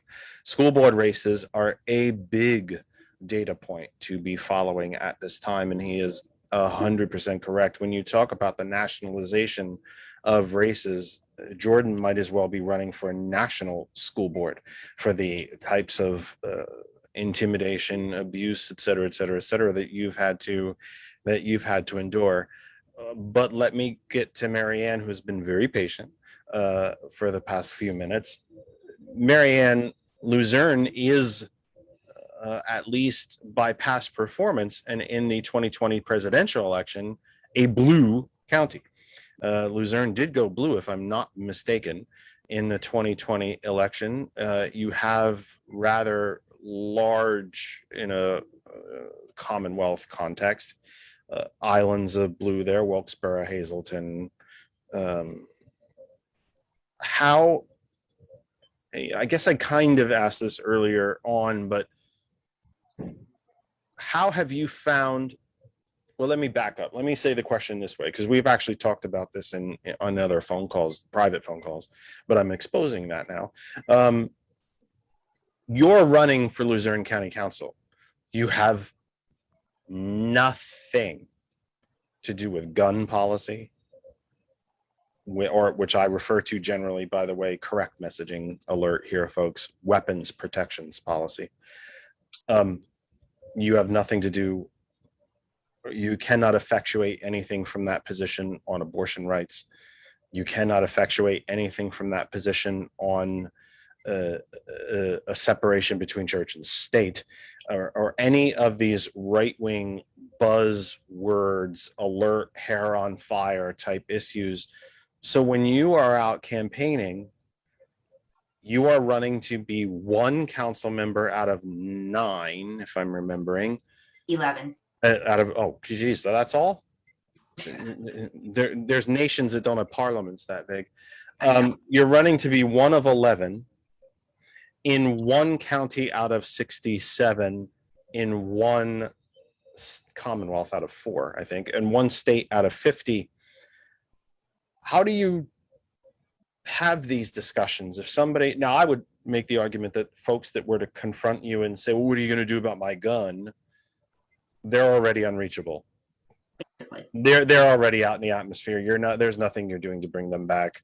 Not even the simple civics education of, I'm running to be one county council person out of 11, and we have absolutely no jurisdiction whatsoever over gun policy. Because, oh, by the way, small government Republicans took that away from us. We're not allowed to do anything because they believe in small government and local control and home rule. So they superseded us and took that away from us. But I mean, are these conversations happening to you? Are you having these sort of like, where the hell, at what planet am I on type moments as you are campaigning? Sometimes, but those types of questions seem to come from a much older population. I call them the Fox News bandwagon troop. They just basically sit in front of Fox News and they believe verbatim what they're being told. You cannot speak to them. And I've tried to use race class narrative. I've tried to use reverse psychology. And after a while, you just learn there are some conversations that just cannot be had. One of the main focal points here in Luzerne County are taxes. That is a big issue on both sides, Republican and Democrat. So when I'm out speaking to the voters, I always try to hone in on issues that affect us daily here in Luzerne County. Now, don't get me wrong. In the primary, this is a true story. In the primary, I was handing out my yard signs. And a woman that I have known for about 3-4 years, I spoke to almost on a daily basis, was putting one of my yard signs in her yard and then started to chase me down the street. And she said, Marianne, and I turned around and I said, what can I do for you? And she had my sign in her hand. She says, I can't put your sign in my yard. My God, what's the matter? She said, I didn't realize you were a Democrat. I said, I didn't realize that was an issue. You've known me for 3-4 years. You know how I feel about issues, but you eat babies. I said nothing. I took my sign. I said, I will talk to you soon. And I walked away. That is a mindset. That is the older population that we deal with. But I always try to find. Would you like to say firmly now, 100% on the record, that you do not eat babies? I absolutely do not. Okay, good. I just wanted to clear that up for those in the back who might not be listening, or those in the balcony who might be eating goobers at the moment, that you don't actually eat babies. Let me ask you this, though. And this is something I got to be blunt. I don't even know the depth of. I don't pretend. I might converse with, work with, do candidate development type exercises and efforts with candidates across this Commonwealth. I've talked to candidates from Erie to, to Morgantown, to Uniontown, up to past Scranton, right on the New York border, and everywhere, and the Blue Wall down the Delaware River, and everywhere in between. But I do not pretend to be an expert about the more hyper local issues in each county. But I do know, and something that you mentioned earlier on, is that Luzerne is known for its corruption. Yes. It is, if it is not the equal, and since you and I both came from New Jersey, you're going to get this reference. Mm-hmm. I do not know if it is the equal to Essex County, but it's bloody close. It's damn close. When did the universal issue of I don't want my officials to be crooked or be taking payoffs or kickbacks or in the hands of corporations or local businessmen or developers. When did what used to be the universal issue of anti-corruption, of cleanliness, and I don't mean clean floors and empty garbage cans, I mean clean elected officials, when did that stop being a winner, stop being a universally unifying issue, especially in Luzerne County? I'll give you When is that neighbor that you mentioned, when did we cross from being more concerned about you eating babies to the fact that that woman could be losing, and I'm not exaggerating, Oh, I know. thousands of dollars a year in her taxes because it's just being flat stolen? Yes. My husband was born and raised here in Pennsylvania, and I am very outspoken about the corruption that is prevalent blatantly out in the open here in Luzerne County. They don't even pretend to hide it anymore. He basically said it's a way of life. You keep your head down, you go to work, and you don't ask any questions because you're fighting an uphill battle that cannot be won. This is how the government has functioned for decades on top of decades on top of decades. And he's right. It is absolutely a mindset in Luzerne County.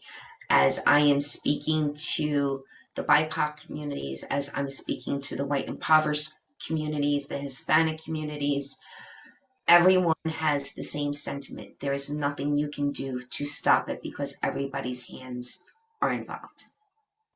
Not mine. I have had ample opportunity, and I'm being as transparent as I can be. I have had ample opportunity on this campaign trail to allow people to slide their hands in my pocket, for them to do me a favor, for me to look the other way. And at the end of the day, on November 3rd, I'm going to be able to get up and look myself in the mirror, knowing I held on to my integrity.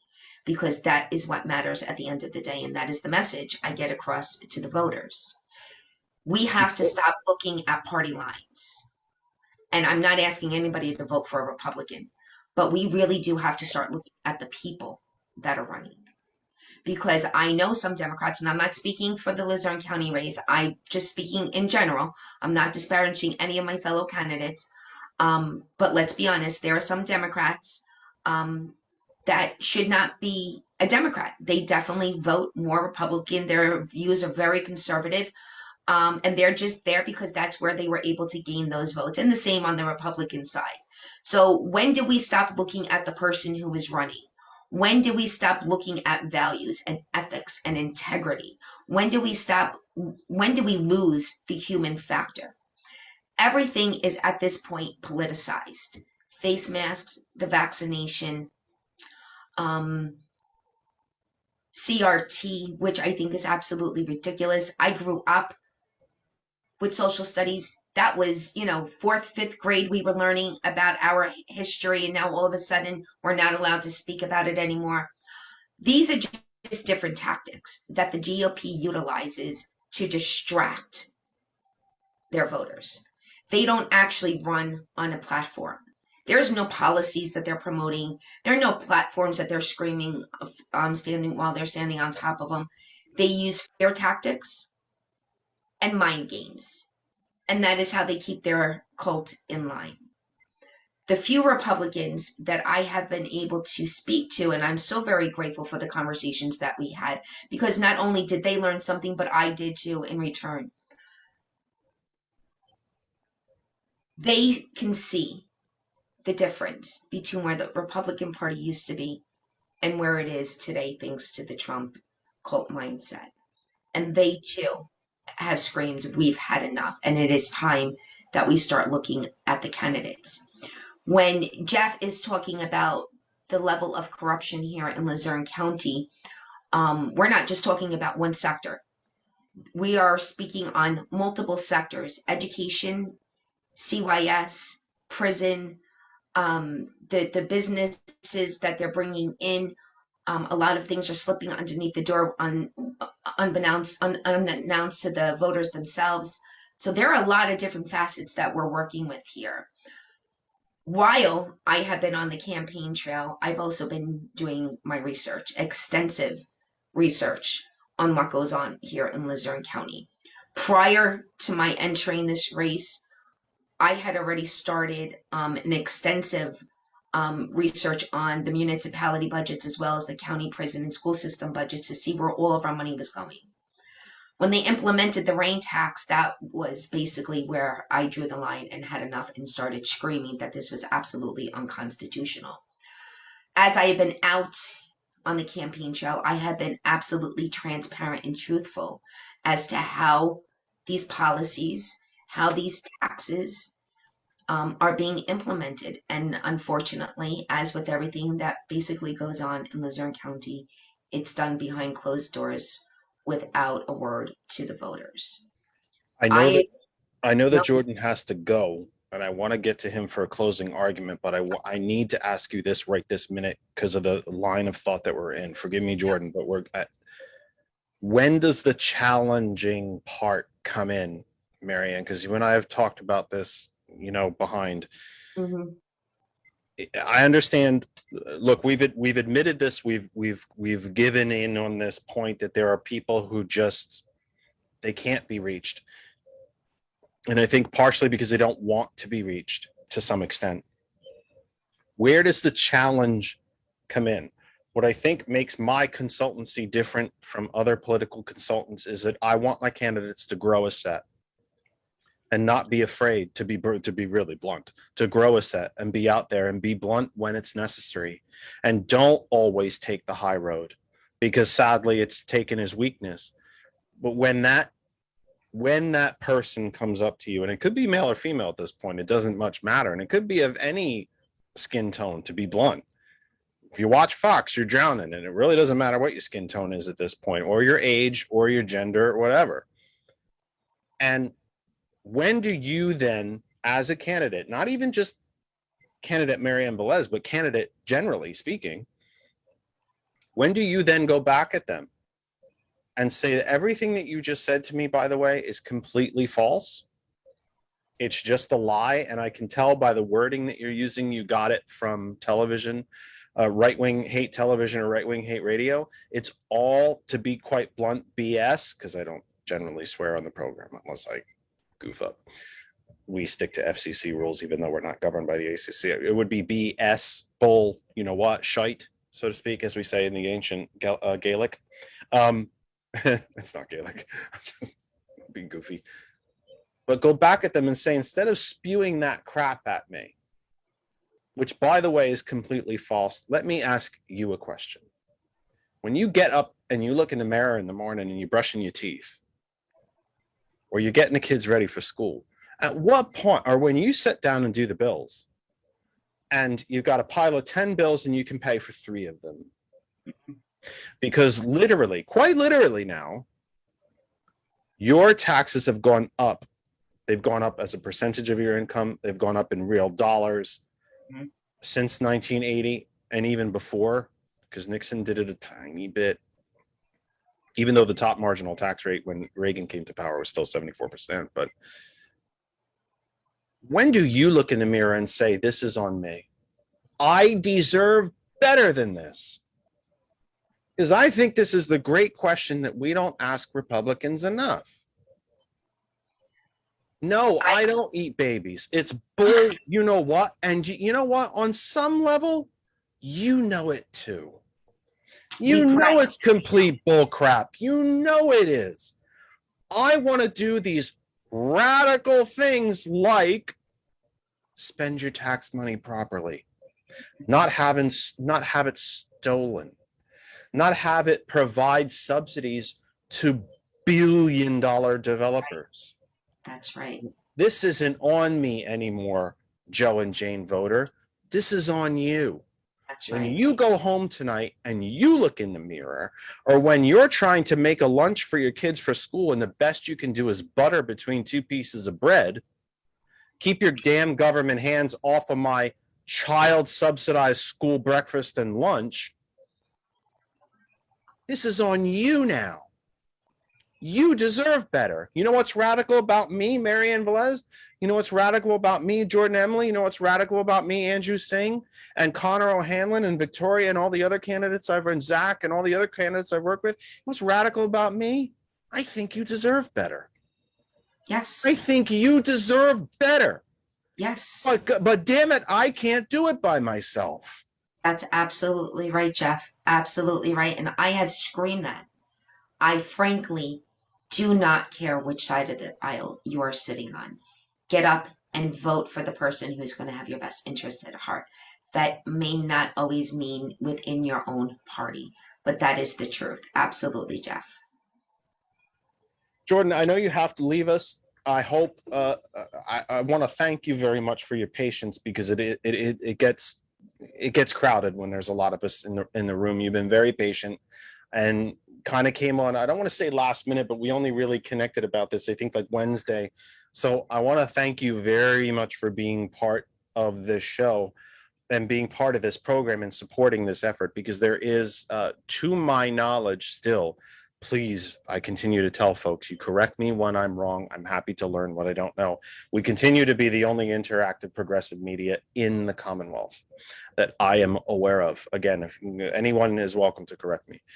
So I thank you for being part of the program. For whatever this old man's little pat you on the head at the kids' table at Thanksgiving advice is like, because again, Connor's 25. This is a conversation he's well beyond his years, as are you, sir. But another conversation we've had is that even if you should not happen to be successful next Tuesday, let this not be the end of you in our party. I think the progressive elements of the progressive movement, let me be a little more fine in my wording, elements of the progressive movement just want to burn the house down. The only problem with that is when you burn the house down, you're only really left with two things: a pile of ash and nowhere to live. Right. So folks like you and Connor getting inside the party and saying, hey, look, we can go back to what we used to be, which is the party of the people, the party of the New Deal, the party of the progressive tax system, the party of the Civil Rights Act, the party of the moon shot. That's who we are. We're not the 90s corporate Democrats. But with all that said, I do have bad news for you. Before I let you sum up and give all your info, I have very bad news for you. You are part of the family now. Yeah, happy to be. So I very much hope that this will not be the last time that we hear from you. So as you leave us, please tell everyone, how do they follow you, be it electronically, or it might be risky, so to speak, with the climate that you're in out there, but where will you be in the next 10 days? How do people follow you? How can they find you with social media? How do they follow the race? Just all of that fun stuff. The floor is yours. Thank you. Thank you, Jeff, for having me. And I'm so thrilled to be here. Honestly, I was really happy that Robert Ziegler, shout out, PA State Senate candidate, the former guest and member of the family as well. Yeah, he connected us, so shout out him. You can find me at facebook.com/groups/Emily4BASD. You can also probably just Facebook search Jordan Emily for Bellefonte Area School Board of Directors. I primarily have ran a virtual campaign. And honestly, what it has been for me is running a virtual campaign and participating in the public interviews upon which, my county has been able to provide a platform to be able to do so, unlike my other candidates who have not participated in those. That has been my main, goal, was to be able to do the things that I was able to do. And, because of a pandemic early in the year, I wasn't able to get out as much. And now, being a graduate student, I'm not able to get out as much, but I do want to be as engaging socially and virtually as I possibly can. So please find me on Facebook.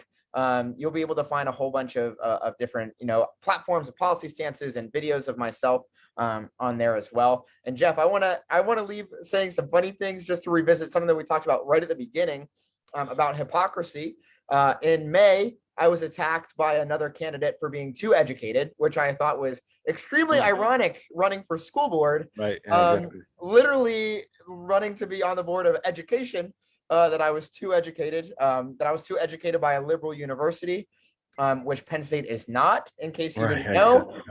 I know. Aren't they all though? I mean, except for what, I don't know, like Grand Canyon, Liberty, the Citadel.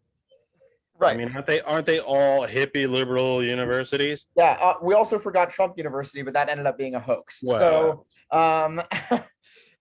So yeah, I thought that was very hypocritical. And then the last thing that I want to say was, I think how you and I had connected, I had put something up about my other candidates missing, what would that be, like 67% of interviews, 57% of interviews, and I had said that they had failed the assignment.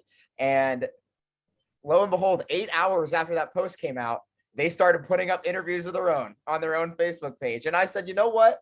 If I can't make any movement within the school district, I have already sparked change within the other political action, group that is going against me.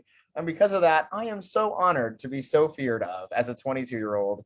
And it's just great. It's really great. So thank you so much for having me. Again, vote on November 2nd. Please vote by mail. Deadline's October 26th. And I would say, Jordan, don't trust the post office at this point. Go And I don't say that with any glee or any. I'm not happy to say that. I know my neighbor right over here works for the post office. I don't say that with any joy. I truly don't. I no pun intended. But what Louis DeJoy has done to the post office is in all likelihood permanent. Yep. The fact that he's still in charge of that he's still Postmaster General is mind-boggling and shocking to me. But he has, what I think he's done to the post office is probably permanent in its damage. So this is not a shot at a complaint. Well, I guess it's kind of a complaint, but it's not a shaking down or a Molotov cocktail in the post office, so to speak. It's just the fact that the post office has been deliberately degraded, and at this point, even inside a municipality or inside a county, for Andrew or Mariana, I don't know that I would, if I mailed my mail-in ballot tomorrow morning, I don't know that it would get the 20 minutes from me in Hellertown to Easton, where the county courthouse is, in 10 days. I have no faith that would happen. Yeah, absolutely. So use your find a drop box, folks. Find a drop boxes. Absolutely. There's plenty of them. You can go to centercountyvotes.com if you're in Center County to be able to and find PA votes. I think PA votes is the Commonwealth, or is it Vote PA? Votes PA. PA votes or Vote PA. I always get that back. It's Vote PA. I think it's Vote PA. And then the last thing that I just want to say, Jeff, is vote for empathy. Vote for the people who have empathy. Vote for the people who have leadership and they want to care. I think it's really funny for me as a 22-year-old to be labeled a radical. I can't be. I'm literally, I'm 22 years old. I'm still learning. I'm not a radical. And if I was, I would do so much more than what I'm doing right now. If I was extremely radical, I'd be doing so much more than what I'm doing now. So I think that it's really interesting to be labeled as one of them. But honestly, what I am is I am a proponent for public education. I'm an advocate for public education. I'm an advocate for charter reform and making sure that kids across the Commonwealth have the best education that they possibly can, that is equitable, that is accessible, that is excellent. And I'm excited to do that, in the coming year. So thank you so much for having me, Jeff. And for my other candidates, best of luck. Really excited for all of you. So thank you so much. Well, please don't let this be the only time you come and visit. And if you can't come and visit, please listen and be part of the family. That way, we always take our questions and phone calls and all that stuff. And we wish you the absolute best of luck. And I do not say this lightly. Please stay safe out there. Will do. Thank you so much. Andrew, I know you have to leave us as well. It's time to go cook for the kids.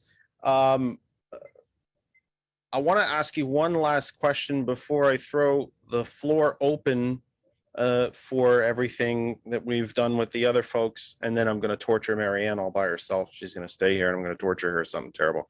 But what have you we talked about prothonotary and whether it should even be elected and all of that good stuff, and the politicization of an office that seems pretty common sense and straightforward. What have you learned about politics?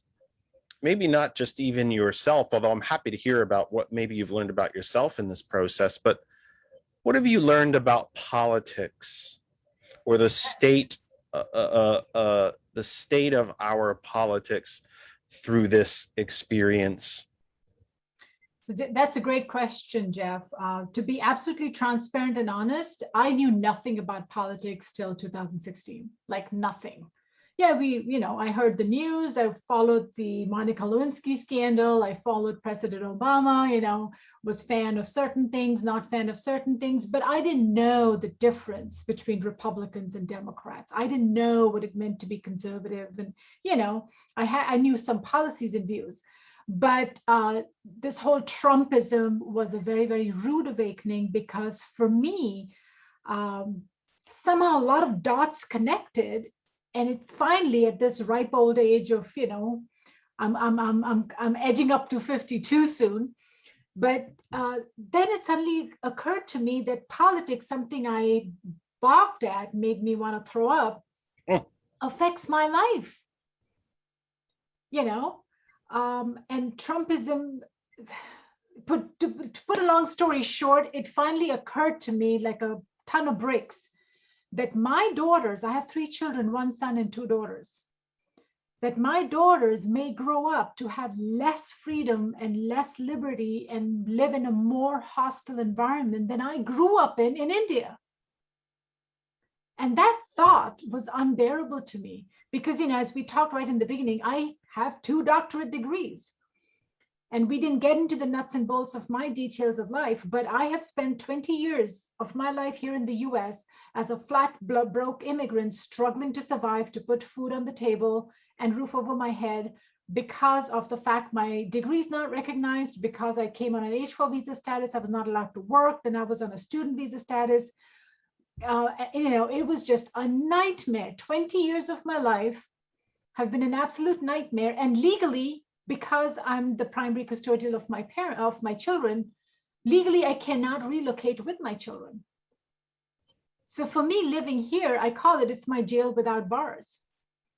I'm forced in a way to live here because I cannot relocate with my children. And yet this place hates me because I'm an immigrant, calls me lazy, wants to live off of welfare, yet would not give me equal opportunity in spite of me being so qualified. For 5 years, I was on welfare because I was turned down from job application, including things like, what was the job I applied for? Like being a cart pusher at the Giant grocery store back in 2008, 2009. I applied to be a cart pusher in Giant, and I was declined because I was overqualified. So when it comes to declining me from jobs, they do consider my education. But when it comes to actually giving me a job, they do not recognize my education. And that level of hypocrisy was just, was beyond me to understand how that helps the community. And then to see that my children may not have the opportunity that I had growing up in India made my entire life feel like a waste of time. And perhaps such a depressing moment. Perhaps I'm going to let you finish, I promise to God, but perhaps something we could talk about later is you're talking about the dearth of opportunity in India pre-Modi. And when we talk about the rise of fascism, pure corporatist fascism here in this country, oh my, Modi in India. The fascist movement is not just happening here, kids. Modi is at a minimum a corporatist, if not a full-blown fascist. You have a rise of fascism in Italy, literally the descendants of Mussolini himself. You have it. Hungary is full-blown fascist right now, to a point where the EU is considering expulsion. I mean, these things are not, we're not the only ones. Let's just put it that way. You have a fascist in Brazil. You have fascism in Russia and most of the Russian-controlled states, even though they might be quote-unquote independent nations, let's be blunt. So this is not just you have dealt with this. You were spared dealing with it from Modi, but you've still managed to find it. Right. So for me, it sort of became like, this is the hill worth dying on. I don't know if I alone can make a difference. Certainly the Pathonatory's position alone cannot make a difference, but this is how I jumped into this toxic pool of politics. And I'm, as I say, I'm a brand new candidate, just like Marianne. This is my first time running. So I had a lot to learn. And I guess the most important thing I've learned is there is still a lot more to learn. But, to develop a thick skin, to be, to have the grit to get the job done. And, Marianne, like most of the other candidates we've had here tonight, it's got to be about the people, get to know the person, because candidates can change party. I struggle to understand it, and now I do understand it to some extent. That's how it should be. That's how a democracy should be. Candidates should have the freedom to change their party, but that all is in place when you believe your party is no longer following the principles it was built on. But now candidates change parties just to see where they have the more likelihood to win. It's got nothing to do with the principles they follow. And so that makes it even harder for an average citizen to really know whom to vote for. So win or lose, I hope to be in this for the long run. Again, as I tell, I'm hoping for the best, but then I'm also preparing that if I don't win, what's next? What's the best thing to do next? And before I check out, again, you can follow me. I have a Facebook page, just look up Dr. Anju Singh for Dauphin County Pathonatory. I have an Instagram page if you want to make a donation. I'm a small grassroots levels. I have not raised a lot of money. Again, I work 2 jobs. I run a small business. I'm an adjunct faculty at HAC. I'm a single mom of 3 kids and 1 dog. So I do all the cooking, all the cleaning, all the repairs of my house. I actually painted my own house over the summer. So I'm a flat broke single mom working 12 hours a day. So I haven't had the opportunity to campaign the way I need to campaign, but I've learned a lot. And hopefully I'm in this for the long haul. And before I also tune out, I do want to give a shout out to all our other Dauphin County endorsed candidates. Aaron Epstein is also running for the same thing. He's like, no more good old boys club, no more getting jobs because you're connected. Jobs should be given and contracts should be given because of your qualifications, because of your reputation, because of how well you do, not just because whose father, brother, sister, son, friend, neighbor you are. So Eric Epstein is running, Tasha Williams is running for Court of Common Pleas. Our court is predominantly white, cis, male, conservative. We have 1 female in the courts and 1 person of color in the courts. That is not a representation of our community. They cannot make judgments in our best interest because they do not share our lived experiences. So we need our courts to be a better representation of our community, to have to make decisions that are in the best interest of our community. So with that, thank you so much for having me. And I'd be happy to come back and talk with you about any other topics you want to talk about. Well, an immigrant. 12 hours a day. Where do I find the time to get a hold of you? But see, I was supposed to go knocking on doors. I adjusted my schedule, so we can do that. Well, that we wish you the absolute best of luck. I beg you, please stay safe out there. We will be following your race. And again, same piece of bad news as with everybody here. You're part of our family now. And I hope that you will come back and see us again. Someone with 2 PhDs has a lot that they can offer and share with my audience. And I hope that we will have the opportunity to do that in the future. And thank you so very much for being here. We wish you great luck. Please stay safe, and just thank you for being here. Thank you for taking the time to be part of the program. We appreciate it very much. All right. Thank you, Jeff, and best of luck, Marianne. Best of luck to you. Thank you. Take care. Did you just get a piece of news there? I did. I just saw you take off. Do I want to know or not really? It's not for public consumption. It's really, it was really, I was checking my emails because I'm waiting for another Zoom link to come through. And I received a donation that was extremely significant. So nice. I'm just a little overwhelmed right now. There's I was shocked to see it. Never a bad time for money.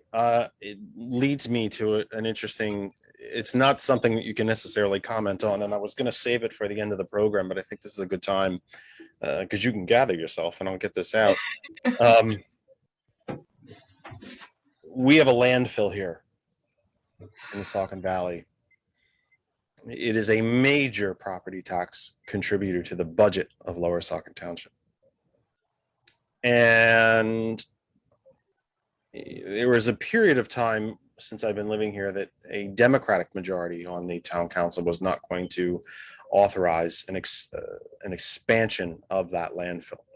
They had also set aside, I believe it is 2 full years of township budget in a rainy day fund, planning for a time when the landfill would no longer be here as a property tax source. And then the landfill started spending in 2019 roughly $50,000 in our local municipal race. This year in 2021, they have spent $75,000.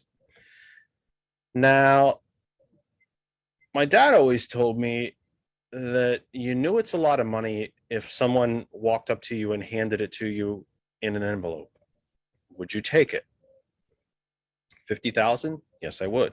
75? Yes, I would.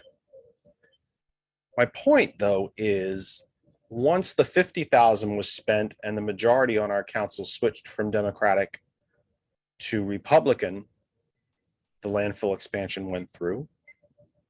Democrats on all of the boards that were either had any contact with the landfill were replaced by those same Republican candidates. And oversight of the landfill is largely ended. For somebody like Marianne, Andrew, Connor, Jordan, they're not seeing this money because they believe in things like the majority. They believe in policy. They believe in oversight. They believe that regulations are actually protections. So they're not going to get $75,000 from a big moneyed interest like that. They survive on donations from folks like you. $5, $10, $20, $50. The working poor spend 100% of the money that they bring in just to stay alive. They spend it on food to try to keep the car going, to get the kids to school, to keep them dressed, to keep a home over their heads, be they own it or rent. Candidates like Marianne and everyone who's joined us tonight are very similar. They are essentially the working poor of political candidates. No one knows how to make $5 go further than a Democratic candidate for office, because we don't get the big corporate money. Not national figures, yes, they do. We know Joe Manchin made $500,000 by doing nothing connected to the coal company that he is still a part of. But folks like Marianne and Andrew and all that have joined us in as far as local candidates in the past, 5-ish shows, I think, going all the way back to the gentleman who was running for town council in Annapolis, Maryland. $5, $1, $2, $3, 5, 10, 20.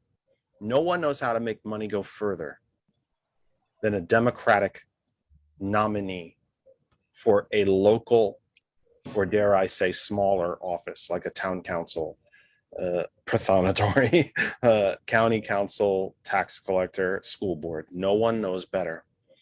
And what it should say to you is that when a company that runs a landfill can spend in a 3-year period $125,000 in one municipality on its township council, and then magically, as if pixie dust was to fall from the sky, get everything they want. We often complain about money in politics. Even self-identified Republicans complain about money in politics. Then stop effing voting for Republicans, because they're the ones getting it. And they're the ones making the rules to make sure they keep getting it. Folks like Marianne, folks like Andrew, Jordan, Connor, and so on, all across the country. They're not getting $25, $50, $75, $100,000 from the big corporate interest in their municipality or county. Not because Marianne doesn't believe in business, but because she actually thinks that that business should be responsible and not get free crap from the government when it's already making tens of, hundreds of, or billions of dollars. The developers that are redeveloping, quote unquote, the Lehigh Valley, Allentown, Bethlehem, and Easton specifically, are being handed, they continue to be handed everything that they want on a silver platter. You want infrastructure? The city will pay for that. You need water lines, gas lines? The city will pay for that. They'll give us the land to build an apartment building with 500 units in it, where a room not much bigger than the one I'm in now, which is 8 by 10, by the way. But we could rent it for $1,600 a month. Oh, and we'll get a tax break of 10 years from the municipality too. So we won't pay property taxes for 10 years. And we might not even pay income taxes on the rents we collect. So we didn't build the road. We didn't put the stoplight up. We didn't get the water line paid for. We didn't pay for the gas line. We didn't pay property taxes. We got the land for free.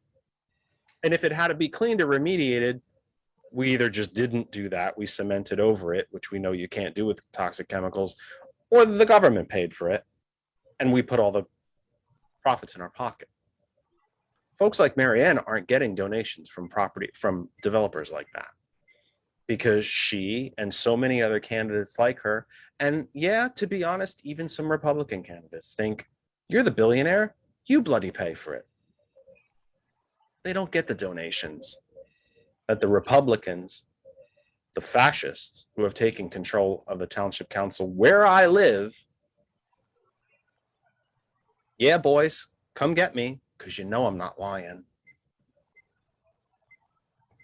Candidates like Marianne, candidates like the Democrats running for township council here in the Saucon Valley, the school board candidates, they're not getting 50 grand, 100 grand. And they don't already make 6 figures like the candidates on the other side of the aisle. So even with 10 days left, when Marianne gets visibly emotional because somebody threw her a few bucks, it means the world to candidates like this. Hey, look, if you can't afford to donate to candidates, I can't afford to donate to candidates. And I do this for a living. I work with them for a living. I made a joke earlier that Marianne hasn't paid me a red cent. She hasn't. She hasn't because she doesn't have it. We don't. And I haven't donated a dime to her because I don't have it. But we do have a friendship. Yes. We do have brains. We understand politics. She knows the area. I know politics. I don't know Luzerne County. I don't. I drive through it. It's about as much as I know about it. So if she gets $5, $10, Connor gets $5 or $10, Jordan, and again, countless candidates across the Commonwealth and across the country, because these elections are happening all over the country. School board elections are happening literally across the country. If you got $1, $2, $5, $10, send it. And if you can't, there's so much more you can do. You already pay for a cell plan. Texting is probably unlimited. You can text for people like Marianne or like Jordan or anybody. I don't mean to single them out even. I'm singling out Marianne because I'm staring at her right now, but you can text, you can knock doors, you can talk to your neighbors. Costs you absolutely nothing to put a sign in your front yard. These elections matter. They matter very, very, very much. Whether your children receive an education at all. And I'm telling you, in some of these districts, that is the issue. not what they're going to be taught, not even how many kids are going to be in the class, but whether they even get taught at all. There is a Republican slate of candidates in Elizabethtown, Lancaster County. Pretty sure it's Lancaster County. They are running on a platform of let's all send our kids to cyber charter and we'll blow a $20 million hole in the budget and take it down. It's a platform plank that they're literally running on. Let's destroy financially the very district we are running to represent, because they're not running to represent it. They're running to rule over it. The Republicans running for school district, school board, and our township council here in Saucon Valley, including the sitting vice president, they're not running for these offices to serve. They're not running to be responsible members of the community. They're running to profit. They're running for power. They're not even running to govern. They're running to rule over you. Not with you, not for you, but over you. That's the difference. That's where we are in this country right now. Folks, this is not hyperbole. You know me. I've been here almost 2 years now. Well, a year and 3/4. I don't do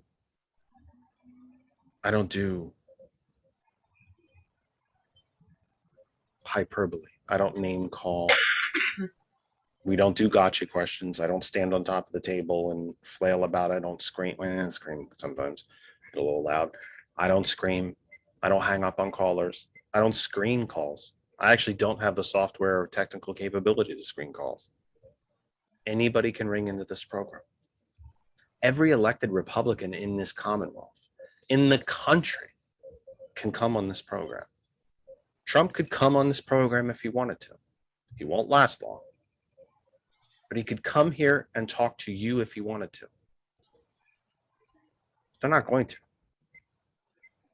Because at the end of the day, they don't care what you think. If they're in office, they rule. End of story.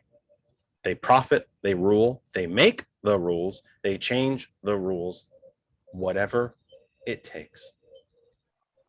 The national media is hemorrhaging right now that President Biden's reconciliation bill might cost as much as $3.5 trillion. The Trump tax cuts will cost $8 trillion. Alone. Just the Trump tax cuts will cost the country $8 trillion. And the Biden reconciliation bill does not even repeal all of the Trump tax cuts. It raises taxes on folks making more than $400,000 and the largest corporations, and still does not restore those tax rates to where they were before Trump and Paul Ryan. Did any of you know that? I suspect not. Because all the media wants to tell you about is the money that we would be spending, not the fact that the entire bill is paid for without a penny of new spending. Republicans are not, you heard Marianne mention it before, and all of our guests agreed. The former political party, known as the Republicans, are nothing of the sort any longer. There is no platform, no guidance, no leadership, no policies, no future, no plan. This is why I refer to it as a corporation. They are the employees. The corporations in the top 1% are the owners and stockholders. The employees have taken the duty on themselves of sending as much profit to the top as humanly possible. That's what employees do for corporations. They provide value. And that's what Republicans do for their corporation, provide value. And that comes in the form of tax cuts and tax breaks. And, oh, build a 500-unit apartment building over here, free land. Oh, you need a gas line there? We'll take care of that. You need a new stoplight? We'll take care of that. These elections matter. They matter a lot. These are the levels of government that you deal with the most. In fact, in many of your municipalities, not just in Pennsylvania, but all across the country, your school district runs through more money than your town. There are more school districts in New Jersey than there are municipalities. Chew on that one. I represented one. Think about that.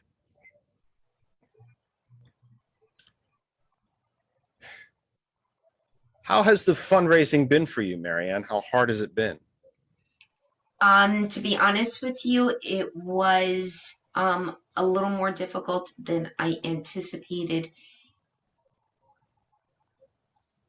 I think of where I found it the most difficult was the ask, because I knew there are so many people here in Luzerne County that are facing hardship. So it was really difficult for me to ask these same people to donate to my campaign. You touched on a really good point earlier. I've received, I would say for a Luzerne County Council candidate, a fair amount of donations. This last particular donation brought me to tears, honestly. We saw it. You're on record. You're on video. But the people that were willing to step up and donate their time meant the world to me. They're giving of themselves. They're taking away from their own families, from their own obligations to help me get to that county council seat. I could never repay them for what they did for me. And they're still doing right up until election day. I think that meant more to me than all of the money in the world. But don't get me wrong, the money absolutely helped me get everything I needed to get for my campaign. But their time and support, you can't put a dollar on that. For those of you still with us and watching us on Facebook, it is 7:30 Eastern. Well, for everybody, it's 7:30 Eastern time. I shouldn't just say for Facebook people. Time affects us all. It is 7:30 Eastern time here in the Commonwealth of Pennsylvania. Anywhere you are on Facebook, that other side of information is where you can come and be part of the program. That other side of information, hot101.net, the main website, Apple App Store, Google Play Store, tune in radio app and tell Alexa to play hot101.net and TCP as well. Thank you all for being here. You will see on your screens we have been joined by a new guest and new part of the program. You're actually watching her stuff envelopes. So don't ever think that these local elections are being run on a big budget. They're stuffing envelopes right now at her kitchen table. So that's fantastic to see. There's George. Hey, George. So it's really interesting to see. And I want to welcome Victoria. Victoria, please introduce yourself. Tell the folks who you are and what you're running for and all that fun, happy stuff. Sure. I am Victoria. My last name is very long, Optoff Cordaro. It's hyphenated, but I like it because people remember it and it's the longest name on the ballot. So you are our local VOC. Yes, I'm VOC. So I am running for lower. Yeah, because you haven't heard that one 1,000 times before. You aren't the first, but I haven't heard it in a while, so it's good to be I guess compared to AOC sometimes. So we have VOC.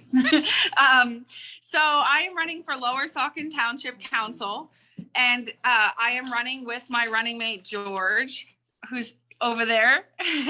George is also running for Lower Saucon Township Council, and we are running for the 4-year seats, which are currently up for election. There are 2 of them, so we're running for those 2 seats. And then we have a third candidate who's Tom Roney, and Tom Roney is running for the 2-year seat. And we are running, as a slate team to win our Lower Saucon Township Council, make it a majority Democrat, which there is 1 Democrat on the board currently not up for election. So we would be 4-1 in a majority if we win. We are in a very tough race right now. We are working to the very end. We are currently stuffing 1,600 and change letters that will be mailed out tomorrow and Tuesday as our last mailer. And we have, and we hope the hangers post going office out. can fulfill that, by the way. Yeah. So that's why we want to get it to the post office tomorrow, so they can get mailed out before election day. Well, they can be received before election day. So that is what we are doing as we speak. So we wanted to come on and say hello to you, say hello to your broadcast, because we appreciate everything that you do in Lower Saucon and in the Commonwealth of Pennsylvania to get all of our little elections out there. Let me get deep. Let's jump into the deep end of the pool. Okay. I was talking before you had the opportunity to join us, and I know you've been campaigning all day and knocking doors. You were at a parade earlier. Now you're stuffing envelopes. I know how busy you've been. If anybody finds you on social media and scrolls back, they'll see nothing but pictures of Victoria and George and Tom all over the township at every event you could find. You've been nothing but busy. I want to jump straight into the deep end of the pool. Before you came on, I was describing to folks what I'm sure is only just a coincidence of how the landfill has spent $125,000 on a township council race in the last 3 years, 50,000 in 2019, 75,000 here in 2021. And oh, what a shock. They got their expansion. They got the Democrats removed from all the boards that have any regulatory effect or communication with the landfill itself. These elections matter, Victoria. They matter. These the folks who are running for re-election on the Republican side are not running to govern, Victoria. They're running to rule. What say? Yes. Well, that's what we're running against, and on the one side, it's disheartening to see that we have to fight big corporate money. But on the other side, it really lights a fire in your belly to say this isn't right and our township deserves better and our people deserve better. So really, that's why I decided to run this election, because I just could not take what I saw on the last 2 years. And I was very, very concerned about what the future of our township would look like if we had unfettered expansions by the landfill, and our council people just doing whatever the landfill or any other big business would want to do in our township. So it is very concerning, and but I think that somebody's heart and somebody's ability to say hello to you and talk to you and with passion and tell you the story, I think means a lot more than any amount of money that they might spend on a mailer, or they've paid people to go and canvass for them because they're not canvassing themselves. So every time I meet a voter as a candidate, it means a lot more than when a third party who's being paid by the hour shows up there with a door knocker. So do you think the folks of our township, because Lower Saucon is my home, do you think people, as you meet them, do they understand the depth? Do they understand the gravity? Do they understand the importance of this election? They understand that, that between private donations, whatever self-funding that they're doing, because we know that's happening, let's just be blunt, that you're competing, you're sitting at your kitchen table, dining room table, with stuffing envelopes by yourself with letters you probably printed on your home printer, and you're fighting $100,000 worth of corporate money and individual, again, wink, wink, wink, donations, and whatever self-financing is being done. And again, we know that's happening. Let's just be blunt. There's a lot of unreported money happening on the side opposite. Do they understand? Do folks in our township understand the gravity of this race? Do they understand what you guys are really up against? Do they understand what the ramifications will be if this rule over us, this lordship over us, continues?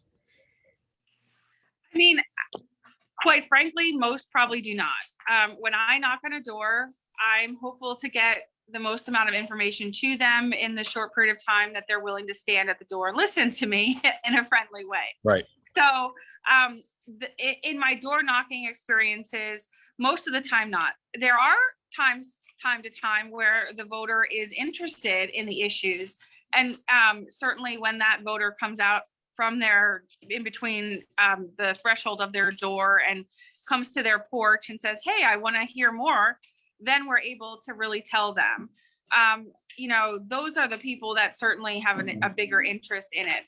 The day-to-day people do not, honestly, as long as they don't see that their road has a giant sinkhole in the middle of it out front of their house, then they're not going to be concerned with what the landfill is doing unless they live next to it. So, you know, that's a different and difficult thing to handle sometimes. But at the same time, I, again, still think that a voter seeing my face is much better than somebody that's paid. And even if I were to even when we have our volunteers go door to door, there are people that have connections to Lower Saucon. They can say, I live in town, I'm a volunteer, and I'm helping, you know, this is my friend and she's running for council. It's different than somebody who can't say that. So, you know, do people know about all the money spent in the township on this race? No, they don't know. And they probably won't know. And if they did see it, they would probably think this is just politics as usual. Do they know the other, I don't want to say smaller bits, but do they know some of the perhaps lesser highlighted things, like how there used to be unlimited public comment, and God knows the party opposite us took advantage of all of that and then shut that down as soon as they took lordship over our medieval farm here?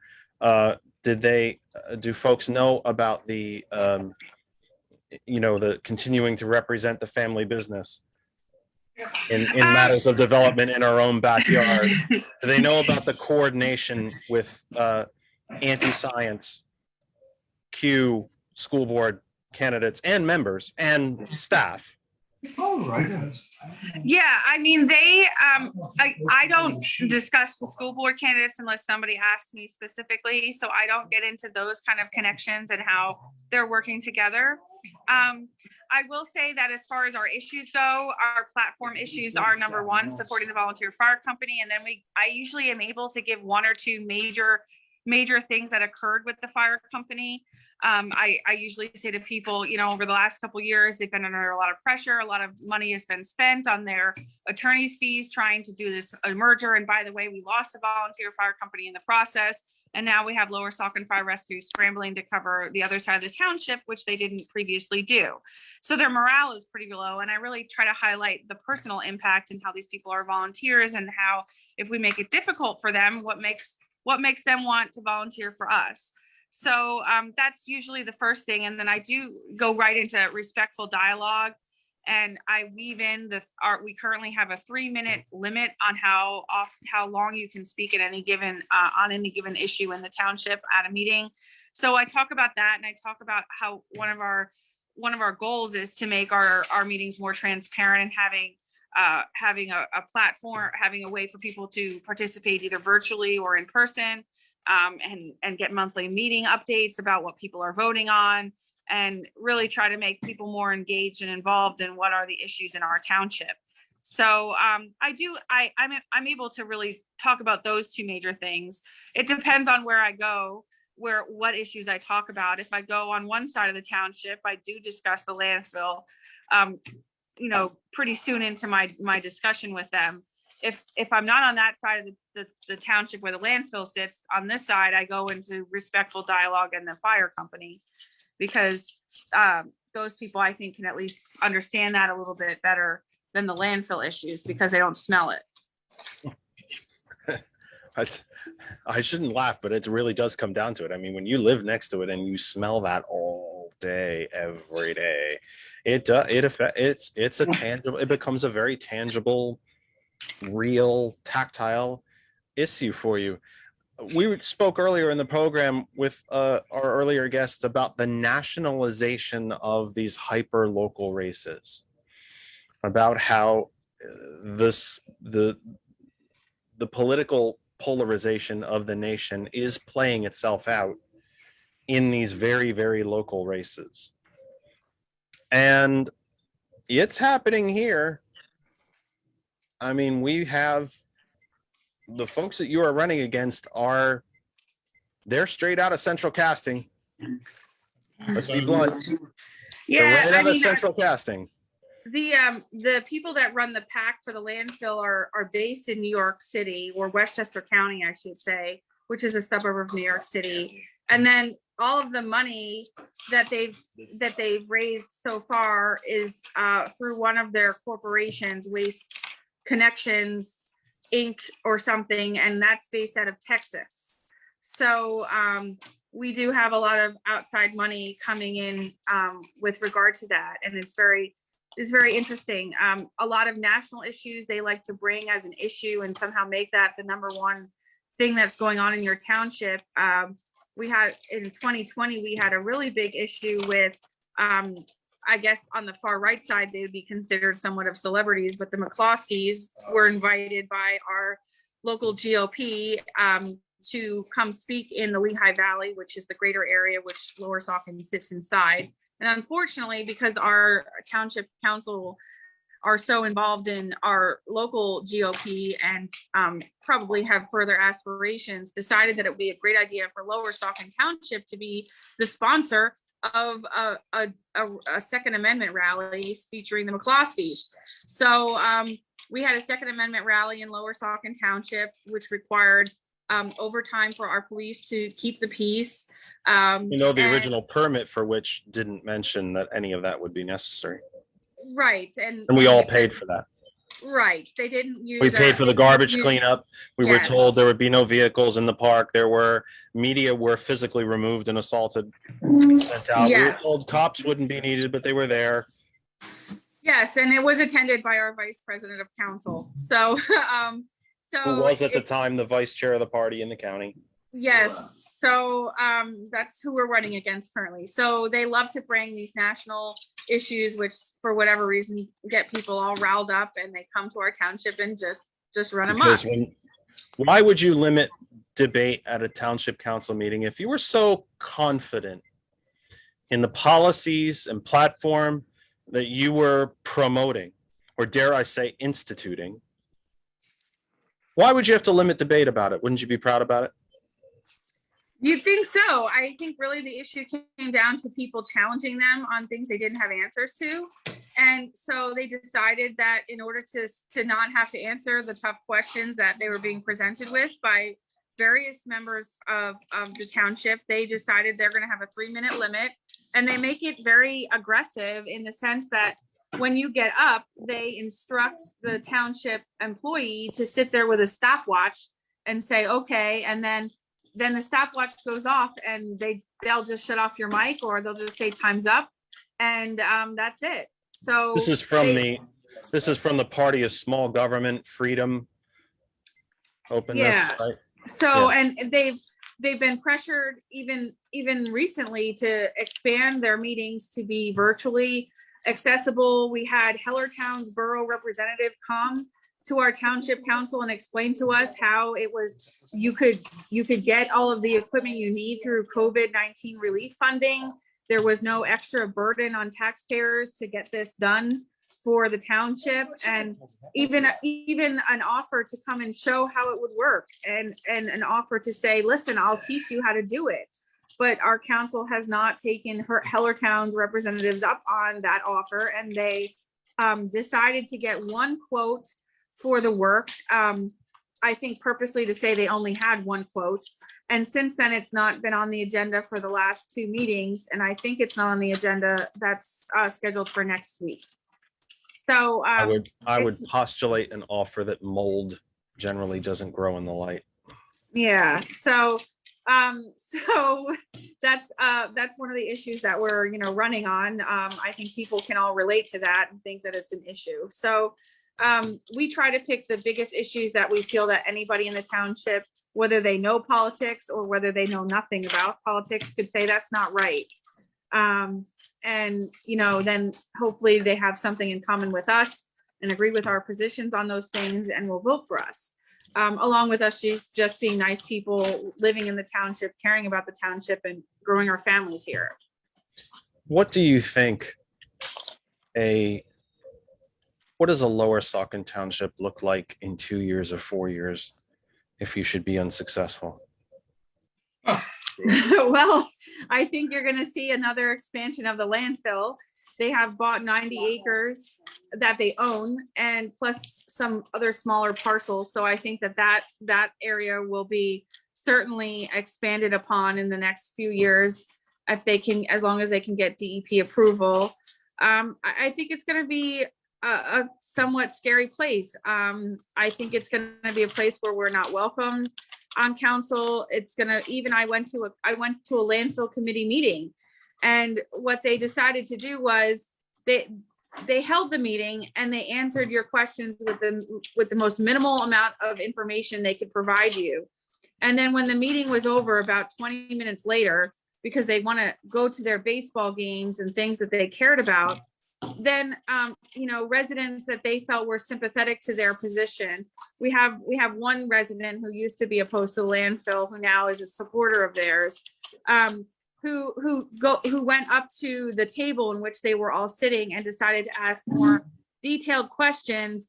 And they gave her a song and a dance and were very, very, very inclined to give whatever information she wanted. So in that respect, I am very fearful that they're going to have one meeting for the books and a different meeting to do what they really want to do or say what they really want to say. That's not on a recorded line. That's not what's provided to the public. So I am extremely concerned about that. There's so many things I'm concerned about. I'm concerned about our fire company. I don't know whether the leadership in our fire company is going to put up with their nonsense for another 2 years or 3 years or 1 year. I have no idea. So it's just a very, very tough time in our township. If we lose our volunteer fire company, that's a tradition that's been going on in our township for hundreds of, almost 100 years. George knows. And what's the plan? What's the plan when there's no fire company in your municipality? What do you do then? That's the question. Maybe they'll just say that we'll have to have a paid force or buy into somebody else's and what money is, since we gave away the rainy day fund, what money is that being paid for with? I don't know, probably the landfill expansion. A fire company budget would rival the police department's budget. $3 million a year plus. And in a township like Lower Saucon, which by the way, is not exactly hard up for tax rateables or for money. There's a lot of money. There's a lot of wealth, I should say. Maybe not money, but there's a lot of wealth in Lower Saucon. This is not, I'm going to speak very bluntly, this is not the south side of Allentown. There's a lot of wealth here. But when those wealthy folks have to pony up $3 million, I got a sense that they won't be too happy. Yeah, and then it's going to be too late to go out and find those volunteers. So, I mean, you can't just put it back together when you're upset about it. So, I mean, that's a tradition that runs strong, and that's people that work very hard to become firefighters and keep their training in place, keep their certificates in place, and learn the equipment. I mean, it doesn't happen overnight. I see a township with continued residential development. This is a desirable place to live. There is land to build on. Do George, Tom, and yourself not fear, that's a wrong word, but are you concerned about an unplanned, uncapped, unmonitored sense of development that is going to come here? Should you, an upper Saucon type development, a Macungie type development, you know, the area between the Northeast Extension, Route 100 to 309, like those type place. Does it concern you there could be a completely uncapped, unfettered type of development in the next couple of years? To be quite honest, I'm shocked it hasn't happened yet. But considering a couple of the council members would personally profit from it, does that concern you? I mean, I wish that we could diversify our tax base. That's my hope. But as far as what our council would do and what type of development, I certainly think they would promote residential development. They have support. They have sponsors from Blair Homes, which is a big custom home builder in Lower Saucon and the Lehigh Valley, and David Spurk, who does home building and construction too. So with those things in mind, I mean, certainly whenever they want to develop a piece of land, and there's a few good parcels around here that have been farmland, and we don't know what will happen with them. I certainly foresee them allowing that type of development, considering they were receiving so much money from them. And that, to be said, is not an anti-development point of view either, but it's about careful, planned, right. Dare I say, cautious development, as opposed to just there's an empty square inch, go have at it. Right. I mean, I would love to see them focus in our township. We have a commercial corridor on Route 378 that's in dire need of some revitalization. And instead of focusing on taking money from people who build residential homes, we could focus on trying to re-energize that commercial corridor to diversify our commercial tax base, so we don't have to rely on the landfill, which is just an extreme use of our land, and it's so detrimental in so many ways. I was it is at a minimum ironic that an empty business front on 378 has a massive wooden Republican campaign sign. Yes. It is both ironic and allegory all at the same time, is it not? Yes. I mean, I've mentioned that to a number of people. I said it's great they have businesses supporting them on Route 378, but they're vacant. So that's, I don't know what the. That's okay. I'm sure the owners of those buildings gave permission for those signs. Yeah. I'm sure. That's a campaign flyer all by itself. I do need to get back to my stuffing campaign here, because my team here is working really hard, and I feel very, very bad that I am talking to you instead of stuffing, because we do need to get this done. But I am so thankful that you invited us on tonight. Before you go, we could tell you a little bit about our story. Before you go, George and you both, I know Tom's not there at the moment, but yeah, tell my listeners and viewers, etc., before you go, how, and I understand that you have to, I respect that. How does people follow you? Where will you be in the next 10 days? What are you looking for? Just let me just put the floor open to you, and how do you say whatever you want to say, let's put it that way. Okay, well, you can be following our day-to-day activities, which is mostly canvassing and speaking with voters on our website and our Facebook page. So our Facebook page is most up to date with our current events and things that we're active on. That's Democrats for Lower Saucon Township. And that's a Facebook page that anybody can visit. So I please ask you to like it and share it so that it gets more viewership that way. We have a website, which is DEMS, www.dems4lst.org.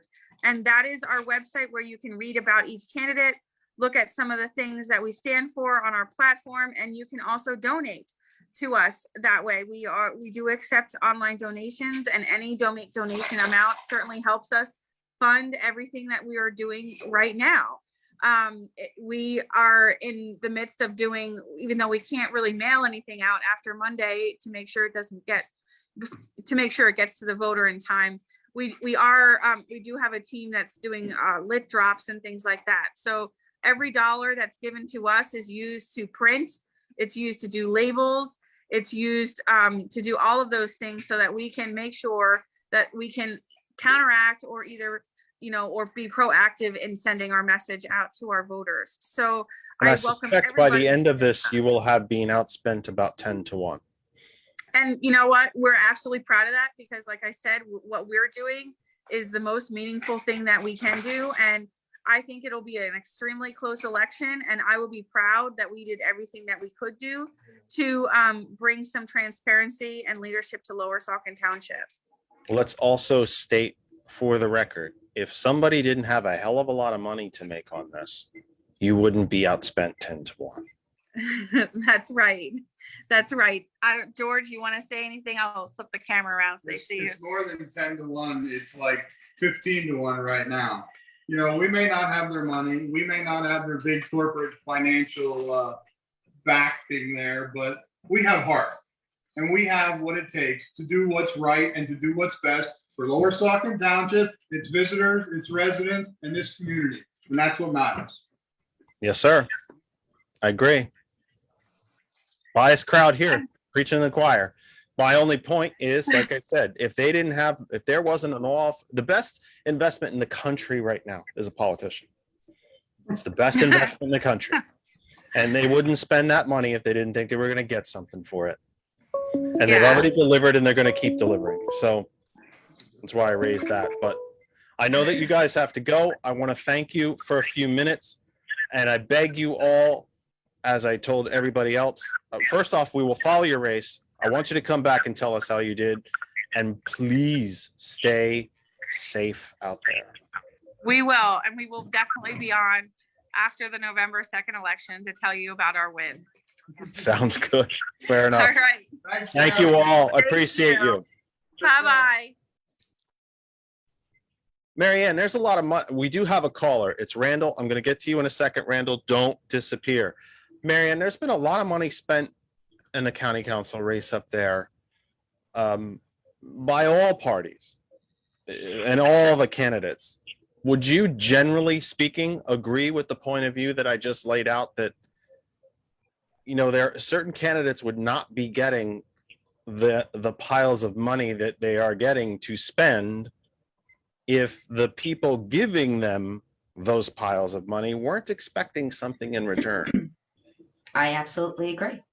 I made a statement earlier. I could have had a lot of donations coming in. I chose to forego that for the sake of my integrity.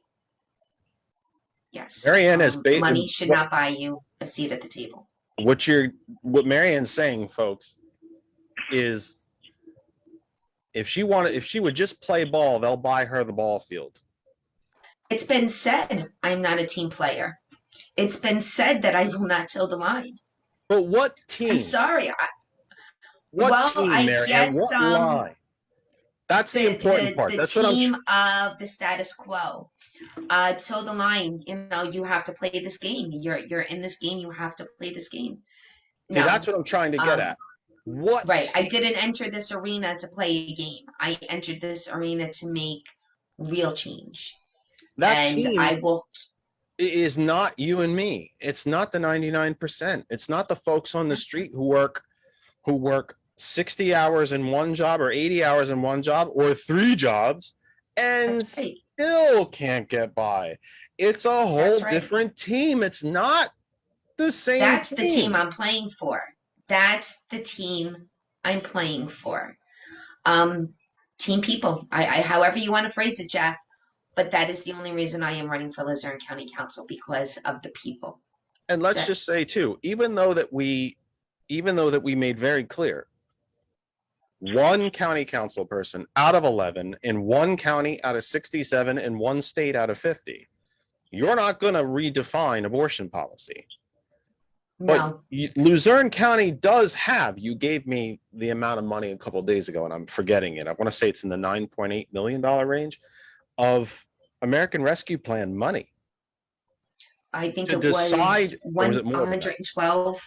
Million? Yeah, You would be one of the people deciding how that money gets spent. So absolutely. do you want the person on that council? And even if it isn't Luzerne, Marianne, if it's Dauphin, if it's Tioga, if it's any one of the 67 counties, or if you're in New Jersey, if it's Passaic or Essex or Cumberland or Cape May, or any of the counties across the country, are the people who are going to decide. That's a healthy chunk of change, $112 million. Yes. If somebody handed it to me in an envelope, I'd take it. So do you want somebody who's taken $100,000 from the big developer and is going to use that 112 to build free shit for them, or you want to give it to people who need it? You want That's the right. council? Do you want the council people there who are going to give it to you because you need it, or That's even right. Let's look at better? our small businesses. That's it. Or even better, plan how to spend it so very carefully, knowing that that's a one-time shot. Luzerne's not getting Well, another 112 million next year and I'll 112 give you following. You have to be careful how that money's spent. I'll give you I perfect won't forget about example you, Randall. Hang in there. of you just said plan on what you're going to spend the money on. I've listened in on county council meetings over the summer. I haven't been able to as of late. Obviously, I'm canvassing, I'm campaigning. I can't sit in on the calls, unfortunately. But there have been times where money has been dispersed to various sectors. And after the money is dispersed, they're asking for a budget. Well, don't you think that's something that should be asked prior to allocating that money? I wouldn't allow somebody to come into my house and say, well, I need $100,000 to redo your house. And then I'm handing him all this money and then turn around and say, well, I need to see what you're spending this money on. No, no. Anybody with common sense knows you ask for a budget proposal before you allocate any funds to anyone. And I'm sitting watching. That is not the case. I've looked over the county council budget. I have a CPA right now looking over the last 2 years with us. Tell me where this money is going, Jeff, because it doesn't make sense. Randall, thank you for calling, sir. Did not mean to make you wait. And I also appreciate you muting the sound in the back. The floor is yours, sir. Please ask your question of Marianne. Sure. Hello, Jeff, Marianne? Yes. You hear me? You're on the air, sir. We hear you. Go for it. Okay. Marianne, I live in Delaware County, Pennsylvania, the county to the west and southwest of Philadelphia County. And up until 2019, this county was controlled for over 150 years by strictly the Republican Party. And then the blue wave hit in 2019. I should say 2017 first. And we got minority on our county council. And we elected our first Democratic sheriff and our first Democratic controller. And then in 2019, we took full control of county council here in Delaware County. And we got our first 3 Democratic judges ever elected to the Commonwealth Court here. And incredible things have been done. One, because of the pandemic, but it began long before the pandemic. One of our big platforms was, here's Delaware County with almost 1 million people, and we don't have a public health department. And after we took majority control in January of 2020 for county council, we had to, in fact, with Chester County's established public health department, to handle the pandemic. and it's a 2-year process through what's required out of Harrisburg to get your own county health department. We're going to reach that threshold, I think, in January of 2022, which is great that we're going to have our own public health department. Where too many parts of this county, opiate addiction is out of control, HIV is out of control, other sexually transmitted diseases are out of control in this county because we've never had a county health department. So I just, like I said, it's just been a 180-degree shift here. And I'm hoping November 2nd, we can continue that here in Delaware County to get all our Democratic candidates reelected or elected for the first time. I don't know if that's really happened because I live in the southwestern part of the county. It's traditionally been, totally Republican. I ran for office, and in fact, I got elected as my township commissioner in an adjacent township here, Aston, in the early 90s.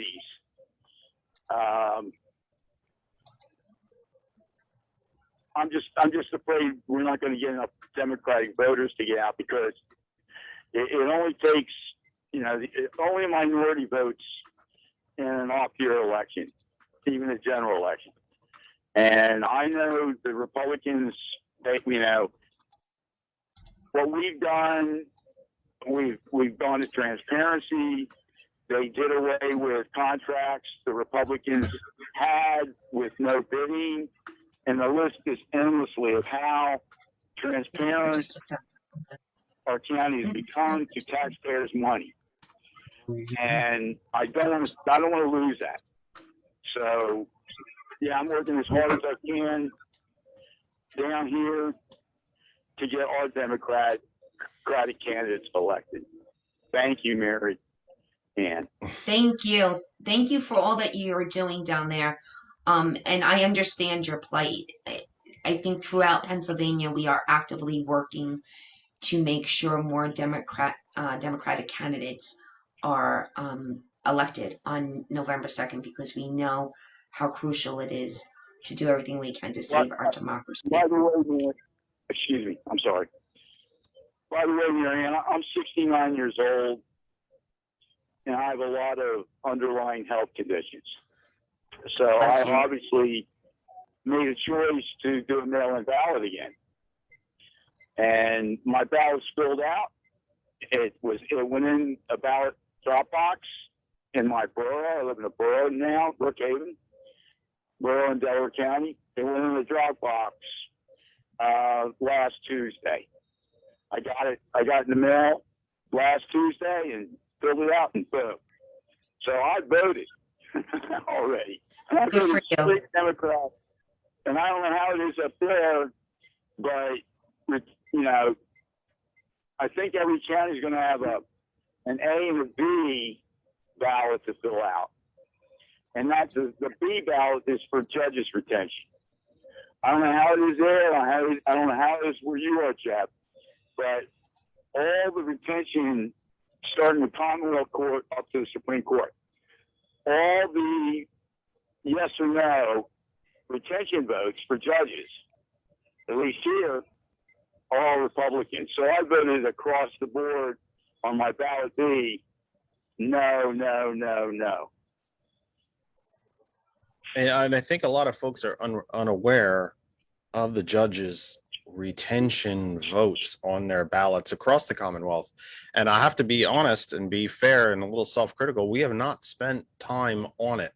I beg you all, if you still have your email, your mail-in voting email, where did I get that from? If you still have your mail-in voting ballot with you, as I do mine, do the research. Just do a quick Google search or DuckDuckGo search if you don't want your search history traced, and find out who these folks are. Judge retention votes are they are the single worst and most rigged type of incumbency bias I can possibly think of. As if you are a regular listener or viewer of the program, you know I don't even believe that judges should be voted on at all. We should be following the federal model in Pennsylvania. The executive appoints, the Senate provides their advice and consent. And if this particular Republican Senate were to do what the National Senate is doing and not vote on them, for me, that's your advice. Your advice and consent is that we're not voting on this person. Okay, fine, I'm putting them on the bench, and then let the courts, let the Supreme Court talk about the Constitution. But that said, we shouldn't even be voting for judges, and the retention vote is one of the silliest things because it is the highest form of incumbency bias you could possibly think of inside any municipality, state, county, you name it, where you have a name on there that's completely party unaffiliated and just, you want to keep this person to keep doing their job? Well, most of us want folks to keep a job, whether we know who they are or not. We'd like people to have a job. So we just sort of passively, without even thinking about it, yeah, okay, sounds good to me. Except these are not folks that deserve to be on the bench because they're not interpreting law anymore, they're making it. And that needs to be highlighted. And I haven't done a very good job of it, to be honest, but there's so many different judge retention votes. Every county has different judge retention votes. You have to see what you are doing in your own county. Take a look at your ballot, do the research. It does not take long, and just look at it, have a look at it. You can do it. It's really quite simple. Randall, we're going to wrap up here shortly. We're going to end the program in about 15 minutes. Thank you, my friend, for calling. I beg you as well, please stay healthy with everything that you're doing. I know you're out there and you're out and about. Just please stay healthy and stay safe. Jeff, thank you. And Marianne, it was very nice meeting you tonight through this. Same here, Randall. Best of luck to you. God bless both of you. Have a good one. Bye. I'll take it, brother. I need it. Thanks so much. You stay healthy. I mean it. I really mean it. You stay safe and you stay healthy. And I'm sure we'll talk to you in a couple weeks. We're off next week, but we'll be back after that. Jeff, one last thing. The promise I made last week on your show. You did. I'm making the same promise. I'm going to put in my Facebook page. Join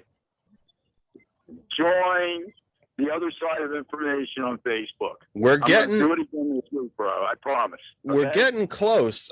That's a really good point. Let me see if I can do this really quickly here. That other side of information is now at, as of when I started, let me see if I can refresh here real quick. Okay, 912 members. We were just at 900 last week. As you know, folks, the algorithm in Facebook changes fundamentally once you break 1,000. So I challenged you all last week, any listeners or viewers that are members of our group page, just invite 5 friends. So if 900 of you invited 5 friends, that's 4,500 people. And even if, I can't do that math in my head, 1%, not even 1% of them, George will figure it out, but not even, if 100 out of that 4,500, which is not even 1%, I think it might be 0.4% roughly.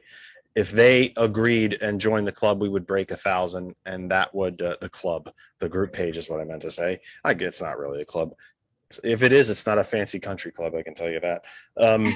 It would break the algorithm, and we would break 1,000, and the group would proliferate throughout Facebook at a much higher rate and be much more nationwide than it already is. We actually have members in the group from all over the country, and actually a couple are from outside this country. So that's why Randall brings that up. And I thank you, sir, because you did take up the challenge. You did invite some folks, and we're at 912 now.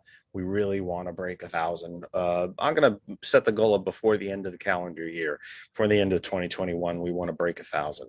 So thank you, my friend. Stay safe and stay healthy, and we'll talk to you in 2 weeks. You got it.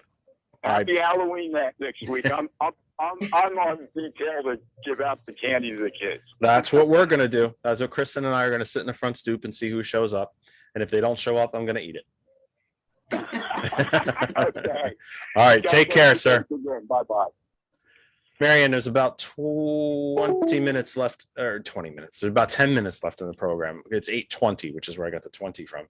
I want to turn the floor over to you. First off, let me thank you for being patient. We had a lot of guests in and out, and I know you sat there and didn't do much for long periods of time, but we tried to get to as many different candidates as we could in this last show before the actual deadline. Election day really, it sort of is election day, but it's also a deadline now with mail-ins.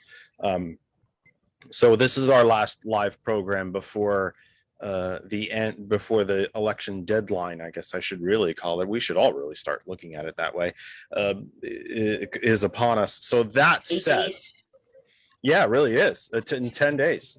Yeah. So we want to 8 days. 8 days. The other 10, yeah, 8 days. We're going to wrap up at 8:30, but I want to let you go, and then I'm going to chat with George, and we'll wrap up the program. That said, I want to turn over the floor to you. If there is anything that we did not get to cover at all, if there is anything that we did not cover enough, like you had more that you wanted to say about something and we ended up moving on, and of course, how people can follow you, follow the race, contact you, what are you going to be doing for the next 8 days, so on and so on. The floor is yours. Thank you, Jeff. I cannot stress enough the importance of voting. I've had multitude of people reach out to me from both sides of the aisle. I've had people reach out and state, we're not voting for you. That's okay. And I have told them that it's okay. It is more important to me that you get up and utilize your right to vote, because that is what counts at the end of the day. They thanked me for making that statement, because at the end of the day, every voice should matter, whether they're voting for me or not. That is democracy. That is why I'm standing up, because I believe in what is left of our democracy. I believe that we have the ability to return it to what it once was. I remember growing up, I'm a lifelong Democrat, but there have been times that I have voted Republican because I believed in what they were running for. I believed in what they were standing for. That is what I am asking every voter in Luzerne County, to do your homework, to sincerely think about what matters to you, your family, the thoughts that leave you awake at night, the countless times you look over your children and wish you could provide something more for them. When you hear your children come home from school and it's not music to your ears. When you plead with your local councils, when you plead with your county council, and you feel like you're falling on deaf ears. Know that you have an opportunity to change those situations. You have an opportunity to truly vote for somebody who's going to represent you. Not because I'm on an ego trip, not because I have political aspirations beyond county council. I never thought I would ever run for a political office, but simply because I am you. I was a single mother. I did have to work multiple jobs. I was fortunate to be able to go back to school. I'm still paying off my student loans.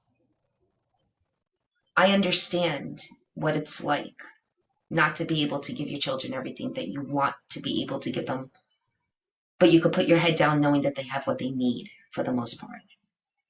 I know what it feels like to have to make a decision between paying one of your bills or getting your car fixed. I know the tough decisions that many of our seniors and displaced families right now are facing with healthcare, because I'm a 2-time cancer survivor. I know what it's like to lose your health care when you're facing such dire circumstances. I know what it's like to watch your now husband, then fiance, face those difficult financial challenges just to keep you alive. I understand, because I was there. So on November 2nd, when you go to the polls, think long and hard about what really matters to you. I'm not talking about the potholes in the roads because we're going to get them fixed. I'm not talking about the broken down railroads because you know we can't do much about them. I'm talking about being able to properly care for your family. I'm talking about making sure you have somebody sitting on county council that is going to advocate for you and your family. I've had some candidates tell me, why do I care so much about matters that don't concern me? Because on county council, we don't have any authority over them. Issues like our school system, because I think education is important. Because at the end of the day, if we don't take care of our children in our public schools until they reach high school, what are we preparing them for when they go into college? What are we preparing them for when they go out into the real world? So yes, I may not have any authority on Luzerne County Council to oversee those school boards, but why can't Luzerne County Council collaborate? Why can't we sit in on those meetings to ensure that the very constituents that voted for us are being heard, that we're being heard, that we're making it loud and clear that yes, we are elected officials and yes, we care about the children in this county. When I hear countless families ask, what are you going to do to save the children in CYS? Expose every level of corruption that has taken place, that has caused the latest scandal here in Luzerne County by exposing the truth. Because that is what and why you are voting for me. Because of the amount of transparency I bring to this platform. I've done my research. I know the truth. I am an open book. Come and ask me anything you like. I have no reason to lie to you. I didn't cause the situations at hand, but I can guarantee you I will work every day to rectify them, to ensure that Luzerne County doesn't face another CYS scandal. People ask me, what are you going to do to make sure that our elections are secure? Dear God. I've been asking myself that since I have, since the Trump, the Trump elections, when everything just absolutely went haywire, and now we're facing whatever we're facing on November 2nd, because from what I understand, not all of our ducks in a row, and shame on us. What can we do to ensure our elections are held with integrity, transparency, and the minimum amount of misinformation that might be on our ballots or problems when we enter the polling places? How about communication? How about policies and procedures for a checks and balance to make sure that we have all of our ducks in a row months before we get to the election? Hiring qualified people to run our election board and our election bureau, because that's what matters. Common sense. This isn't new. I'm not recreating the wheel. I'm just utilizing what I know to be common sense. What works? We know that when you do the work, when you put the right people in those positions, when you have an open line of communication amongst the various commissions and committees and boards that oversee Luzerne County, policies and procedures for checks and balances, fiscally conservative, because every dollar that I spend is not mine, it is yours. This is what we deserve. This is what Luzerne County needs. So on November 2nd, when you go to the polls, think about that. And you vote for the candidate that you believe is going to truly make a positive impact on your life, and you cast that vote. If you want to learn how to get in touch with me, I am on Facebook. You could just Les Luzerne County Council candidate. I am on Instagram, Twitter, TikTok, Snapchat. I don't know if I'm leaving any of those out. My website is Velez for Change, Wix.com, I believe it is. And my contact information is all over social media. I have constituents calling me on my personal cell phone daily. That is not a lie. I pick up the phone. I will talk to you. I will be as transparent as I can. I may not have the answer. I promise you I will work to answer and work even harder to resolve those issues for you. So thank you so much for allowing me to take the floor. Thank you so much for allowing me to come on tonight. And I hope I didn't give you one reason to come up here other than when you're coming up to the victory party. Don't make me come up there, Marianne. I didn't get to see your buddy tonight. Did your buddy come in the room? He did. I was trying to get him to jump up, but he's in so much pain. Just to listen to him walk around, he just moans and groans. So he wouldn't jump up on my lap, but maybe next time. We always like seeing the furry kids. Yeah, it's my. That's baby. all right. She doesn't come. Sis doesn't come upstairs anymore either. She can't make it up the steps. Yeah, well, that was him for a while, and we were sleeping downstairs with him, but he seems to be bouncing a little bit better. Is he taking glucosamine? You giving him glucosamine? No. What I do is I add turmeric. Okay. A little bit of turmeric. Oh my gosh, what's the oh Christ, I can't think of what the other one is. Turmeric, something else along those lines, for inflammation. And then I add a little bit of ginger for his digestion. And I just kind of sprinkle it right on top of his food and mix it in. Glucosamine, the same glucosamine that humans take, you can give to dogs. Okay. It will help. It'll help his joints. Trust me. We found a liquid one. Well, that would help. But I believe is predominantly flavorless. So Sis didn't really mind it too much. It just came in an eyedropper and just put it right in the food, because Cosequin comes in capsules, and God help him if you can get him to swallow a capsule. Unless you stick it in peanut butter, I wouldn't think he'd be swallowing a capsule for you. No. But the liquid kind you can put on the food. If he eats wet food, you can put the liquid kind on the wet food. He'll never know the difference, and it will help. It's not going to cure anything, but it will at least ease things out. Glucosamine lubricates the joints and actually rehydrates, for the lack of a better term, the cartilage in between joints, and that might help. It doesn't cure anything, but it eases the pain. So there's my humble. I have my junior vet badge from the Boy Scouts.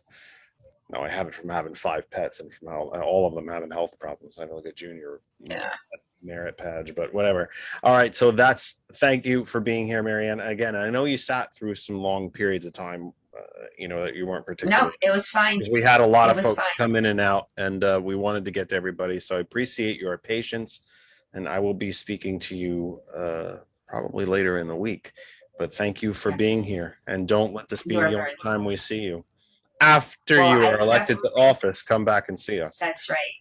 That's right. After the election, I will come back on just so we all can celebrate that we all won. So I look forward to when you're in office coming back to see us in the Hillary Clinton power pantsuit, the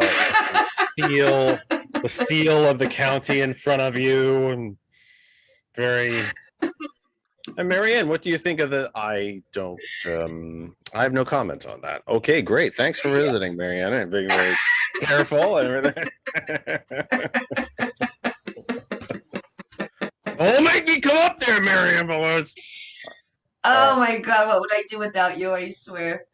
All right, I will let you what you're going to do without me is go have some dinner. It's 8:30 on a Sunday night. Go have a bowl of ice cream. Yes, you got it. I will talk to you soon. Thank you so much. Have a great night. You too. Something very important happened this week that I want to make sure that I highlight, and that is the very, very welcome return of technical producer George. So before we say goodnight, I want to say hello, in a manner of speaking. He's been there all night, listening to me drone on. I want to say hello to George. George, welcome back. Welcome home, sir. Thank you. You don't drone on. I do drone on. I do. Let's just be blunt. Let's be honest about it. You pay my salary, so I can't. I do. I can't say that. Yeah. Or more actually, accurately, you don't pay my. I was going to say, or more accurately, Well, actually, you cut my salary. That's all right. I might keep getting cut. I don't know what it is. Well, you keep finding reasons for me to take you from zero down to zero. And I believe you need to be kept at that level to keep you humble. Yes. So I would like to keep you. I just want to keep you right in your place, George. So I know that there's been a lot of family stuff. We're not going to elaborate on it. It's private, but you are okay, correct? Yes. Yes. And I'm okay. so you have been. You haven't been here for the last couple of weeks, but George has never been too far away from the program. We are always in contact. He continues to do a lot of the technical heavy lifting that I am simply incapable of doing, like converting the show to YouTube, getting copies to the folks who ask for it, especially the candidates, getting the copies to TCP, wink, wink, and getting, doing. He does all the technical heavy lifting that I'm just simply incapable of doing. Partly incapable, A, because I don't know how, and B, because I don't have the absolute effing patience to do it. George builds computers, I throw them. That's a fundamental difference in the construction process. His work much better than mine. Well, your computers are aerodynamic. So. Oh, if I could throw this iMac, that would be an achievement. The way my body's broken. Thing's about 50 pounds. I've never seen a computer so heavy in my life. But anyway, welcome home, sir. And we're very glad that you are here. Very glad, to have Lynn around the program. And just glad that the two of you are back. Glad that you are healthy. I'm glad. I know that, not everyone is, but you're hanging in there and getting through, slogging through. So here's the plan, folks, as we wrap up. It is 8:36 Eastern time. We thank Randall for calling, as he usually does. I wish the rest of you would take his example and find out that it really is not difficult to call the program. If you've ever called any radio program, I'm sure you were nervous. You thought you knew what you were going to say. Then you were on the air. Then you freaked out. It's not hard. It's just as it is with my interviewing our guests. Your phone calls are the same. We're just having a conversation. That's all that it is. And whether you agree with me or not, if you think every political position, policy, everything that I take is absolute crap and you want to call me and tell me, then do that. Do that. There's not a conservative radio program in the country, English or Spanish, that takes opposing point of views. They just don't. They screen their callers and they don't put opposing points of view on. If you call Tom Hartman and you disagree, he bumps you to the front of the line. I only have one phone line, so I can't exactly stack you all up and let the people who dissent jump to the front. But my point is that you are welcome here. All callers are welcome. I wish we had 100 people call per show. Clearly, it hasn't been that way. I think our max was 4. But I just want you to know from Randall's example that your calls are welcome here. It is absolutely simple to do.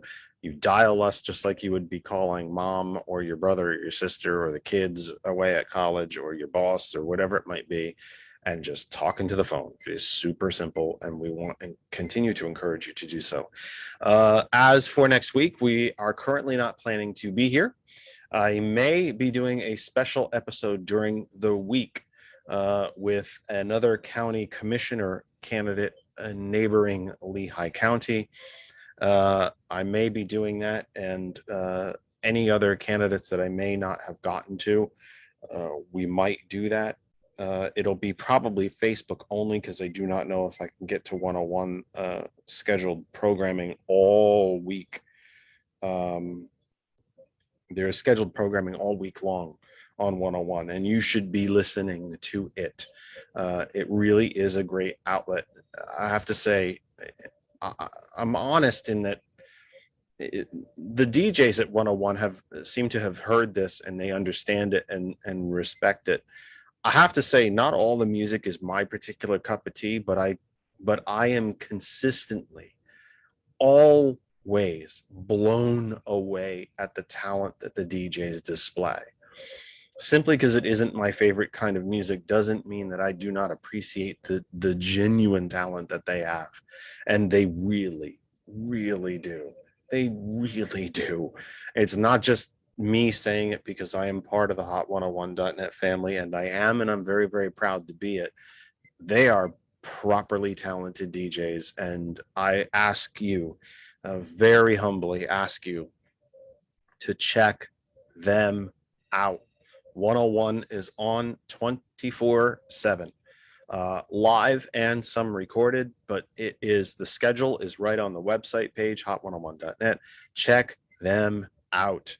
The morning show returns on TCP Network tomorrow morning. They are live Monday through Thursday mornings from 9 p.m., I believe it is. And we are proud to be with them as well. So we are not currently planning on being here next week.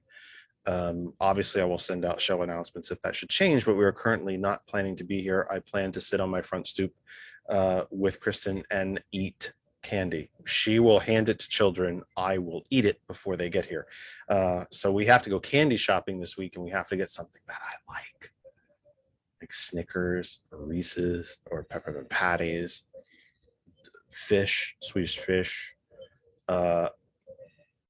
Well, then I'll get Swedish fish if you don't like them, and I'll eat all the bloody fish then. Why does Swedish fish don't make candy chips? Seems to me the advertising writes itself. Fish and chips. Why don't they make candy chips? I'm just saying. No, because the Swedes don't eat chips, I think. I would make chips, personally. I'd make candy chips. So we won't be here next week. We may very well be doing a special episode during the week. And of course, I will alert you to that if we do that. We are not planning on a live program for Halloween. And then we return. Let me get to my schedule. We return on November. Nope, that's the wrong note I opened up. We return on November 7th. We have a really, really special program for you on November 7th. Our second sitting state representative joins us on November 7th.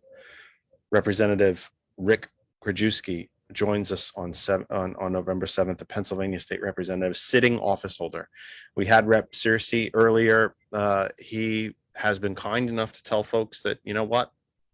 It's a good deal. It's a good show. Go on it, support him. We had a good time, and he did have a good time, and we continue to stay in contact. And so now Rep. Rick is going to join us on November 7th. And I'm very, very proud of that. The folks who are willing to come and join the program, it's only taken a year and 3/4, but the folks who are willing to come and join the program seem to be expanding. And that's a really, really good thing. Much like a mother or a big sister, I sometimes hate to admit when April Riddick was right, but she was right.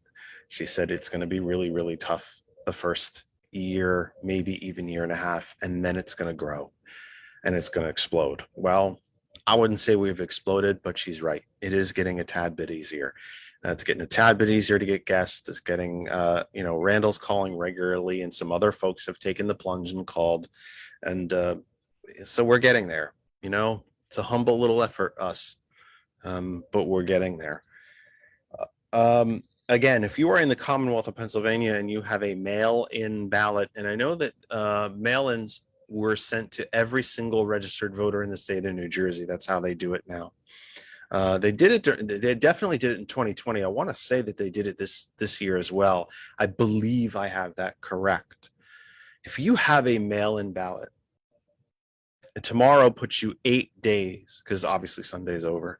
Tomorrow puts you 8 days away from the election deadline. Don't mail your ballot. Please do not use the Postal Service to mail it. I'm asking you to find an authorized drop box location and use the drop box. The United States Postal Service has been deliberately broken and damaged and stripped of its capacities to deliver mail in timely fashions. So don't trust it. Now, first class supposedly is still 5 days. I don't think those days include weekends anymore. So don't count on the Postal Service. Find a drop box anywhere in the country. If that's how you're doing it, with email, I keep saying email, with a mail-in, anywhere in the country. And I don't know the mail-in ballot laws for every state. I don't. I know they do mail-in in Jersey, and I know they do mail-in here in PA. Don't trust the post office. I respect the post office. I wish the post office was restored. In fact, I'd like to see the post office expanded to provide additional services, like being able to register to vote at a post office, postal banking. I want to see the post office expanded, especially in rural areas where the center of a small town is still the old-fashioned post office. But right now they have been deliberately broken and deliberately stripped of hundreds of millions of dollars of equipment by a man who is signing contracts with his own company to privatize postal services, so he makes hundreds of millions of dollars off of it. Take your mail-in ballot, sign it, put it in the envelopes the correct way, follow the instructions, and go find a drop box. But no matter what, vote, vote, vote, vote, vote, vote. Do not allow yourself to be unheard. Your vote is your voice. Use it. Be heard. Please go vote. Check in on your friends and neighbors. Let's have conversations, not arguments, especially the senior members of our communities who might need you to go to the grocery store for them, or rake leaves, or take the garbage cans to the curb, whatever that might be. Let's talk to each other again. We can heal this nation. We can restore this nation. Following Election Day, part of this program each week will also be dedicated, even if all it is a reminder at the end of this program, to get involved. You can run or seek appointment to your local Democratic Party committee. It might be in your village, your town, your township, your county, or your state. You can be part of the decision-making process, of the operating process of the Democratic Party. And we will be talking straight up until Election Day for party officials here in Pennsylvania about that effort. Go be part of the solution. Don't burn the house down. Go fix it. That is my challenge to you. Anyone who is listening who is a member of That Other Side of Information, I'm asking you again this week, invite 5 people to become part of our group. We want to break 1,000 before the end of 2021. George, do you have anything else that you would like to add, remind people of? I already thought of one before we sign off. No, I don't have anything. Sorry. All right. Well, I remembered one, the YouTube channel. If any of you have missed any of today's program, in addition to watching the full video everywhere that is shared on Facebook, you can go to our YouTube channel, which is also called That Other Side of Information. We are on TikTok, That Other Side of Information, Instagram, That Other Side of Information. We are on Twitter, at That Kennedy Talk, or you can search for, oh good, it's in front of me, or you can search for That Other Side of Information. You can always email thatotherkennedy@gmail.com, thatotherkennedy@gmail.com. Advertisers, show guest suggestions, questions, comments can always be emailed. The email box is always open. I hope you will check out the Facebook group page and the articles that we post. It's not just politics, it's also environment and science, and especially space science, following NASA and the various missions and so on. And of course, if you want to support the program financially. Every single dollar that we have ever collected in financial donations for the program have been poured back into the program. Earlier on the program, Connor mentioned that his podcast is on iTunes and Spotify and all that. I have to claim, I have to be honest and transparent and claim how ignorant of this that I am. I thought you just posted stuff up there kind of willy-nilly. You have to pay for that. I had no idea. Honestly, I had no idea. I thought you just posted it. You pay for all that. We have not yet taken that plunge. George and I have talked about it. I think we're going to probably have to take that plunge eventually, but so we're not there yet. But if you want to help that effort, you can. Patreon.com/that other side of information, and you can become a financial supporter of the program. That does it for us for this week. We are currently scheduled to be off next week. Look out for a special program this week, sometime during this week, possibly to be recorded to play on Sunday, but generally speaking, the current plan is to not be with you next week. Go trick-or-treating. Go spend some time with the kids. Get back out in the community. Reconnect with friends and neighbors and the neighborhoods that you live in. Go trick-or-treating. We are going to welcome trick-or-treaters here as well. For DJ Earl and DJ Lex at hot101.net and all the tremendous, fabulous family of DJs at hot101.net, for Marquise and Whitney and Taekwon and Sarge and everybody at TCP, for the woman who is responsible for this program and my dear, dear friend, April Riddick, for associate technical producer Lynn Dare and the return of technical producer George Dare, and of course, my much, much better half, Kristen. I am Jeff Kennedy. We will see you in 2 weeks here on Hot 101. For our Facebook audience, keep alert as to when we will be joining you during the week, and if we decide to join you next Sunday. In case there's a change in schedule, please stay alert and come visit us, That Other Side of Information, on Facebook. Until then, please take care of yourselves and each other. Have a peaceful, pleasant week. We will see you soon.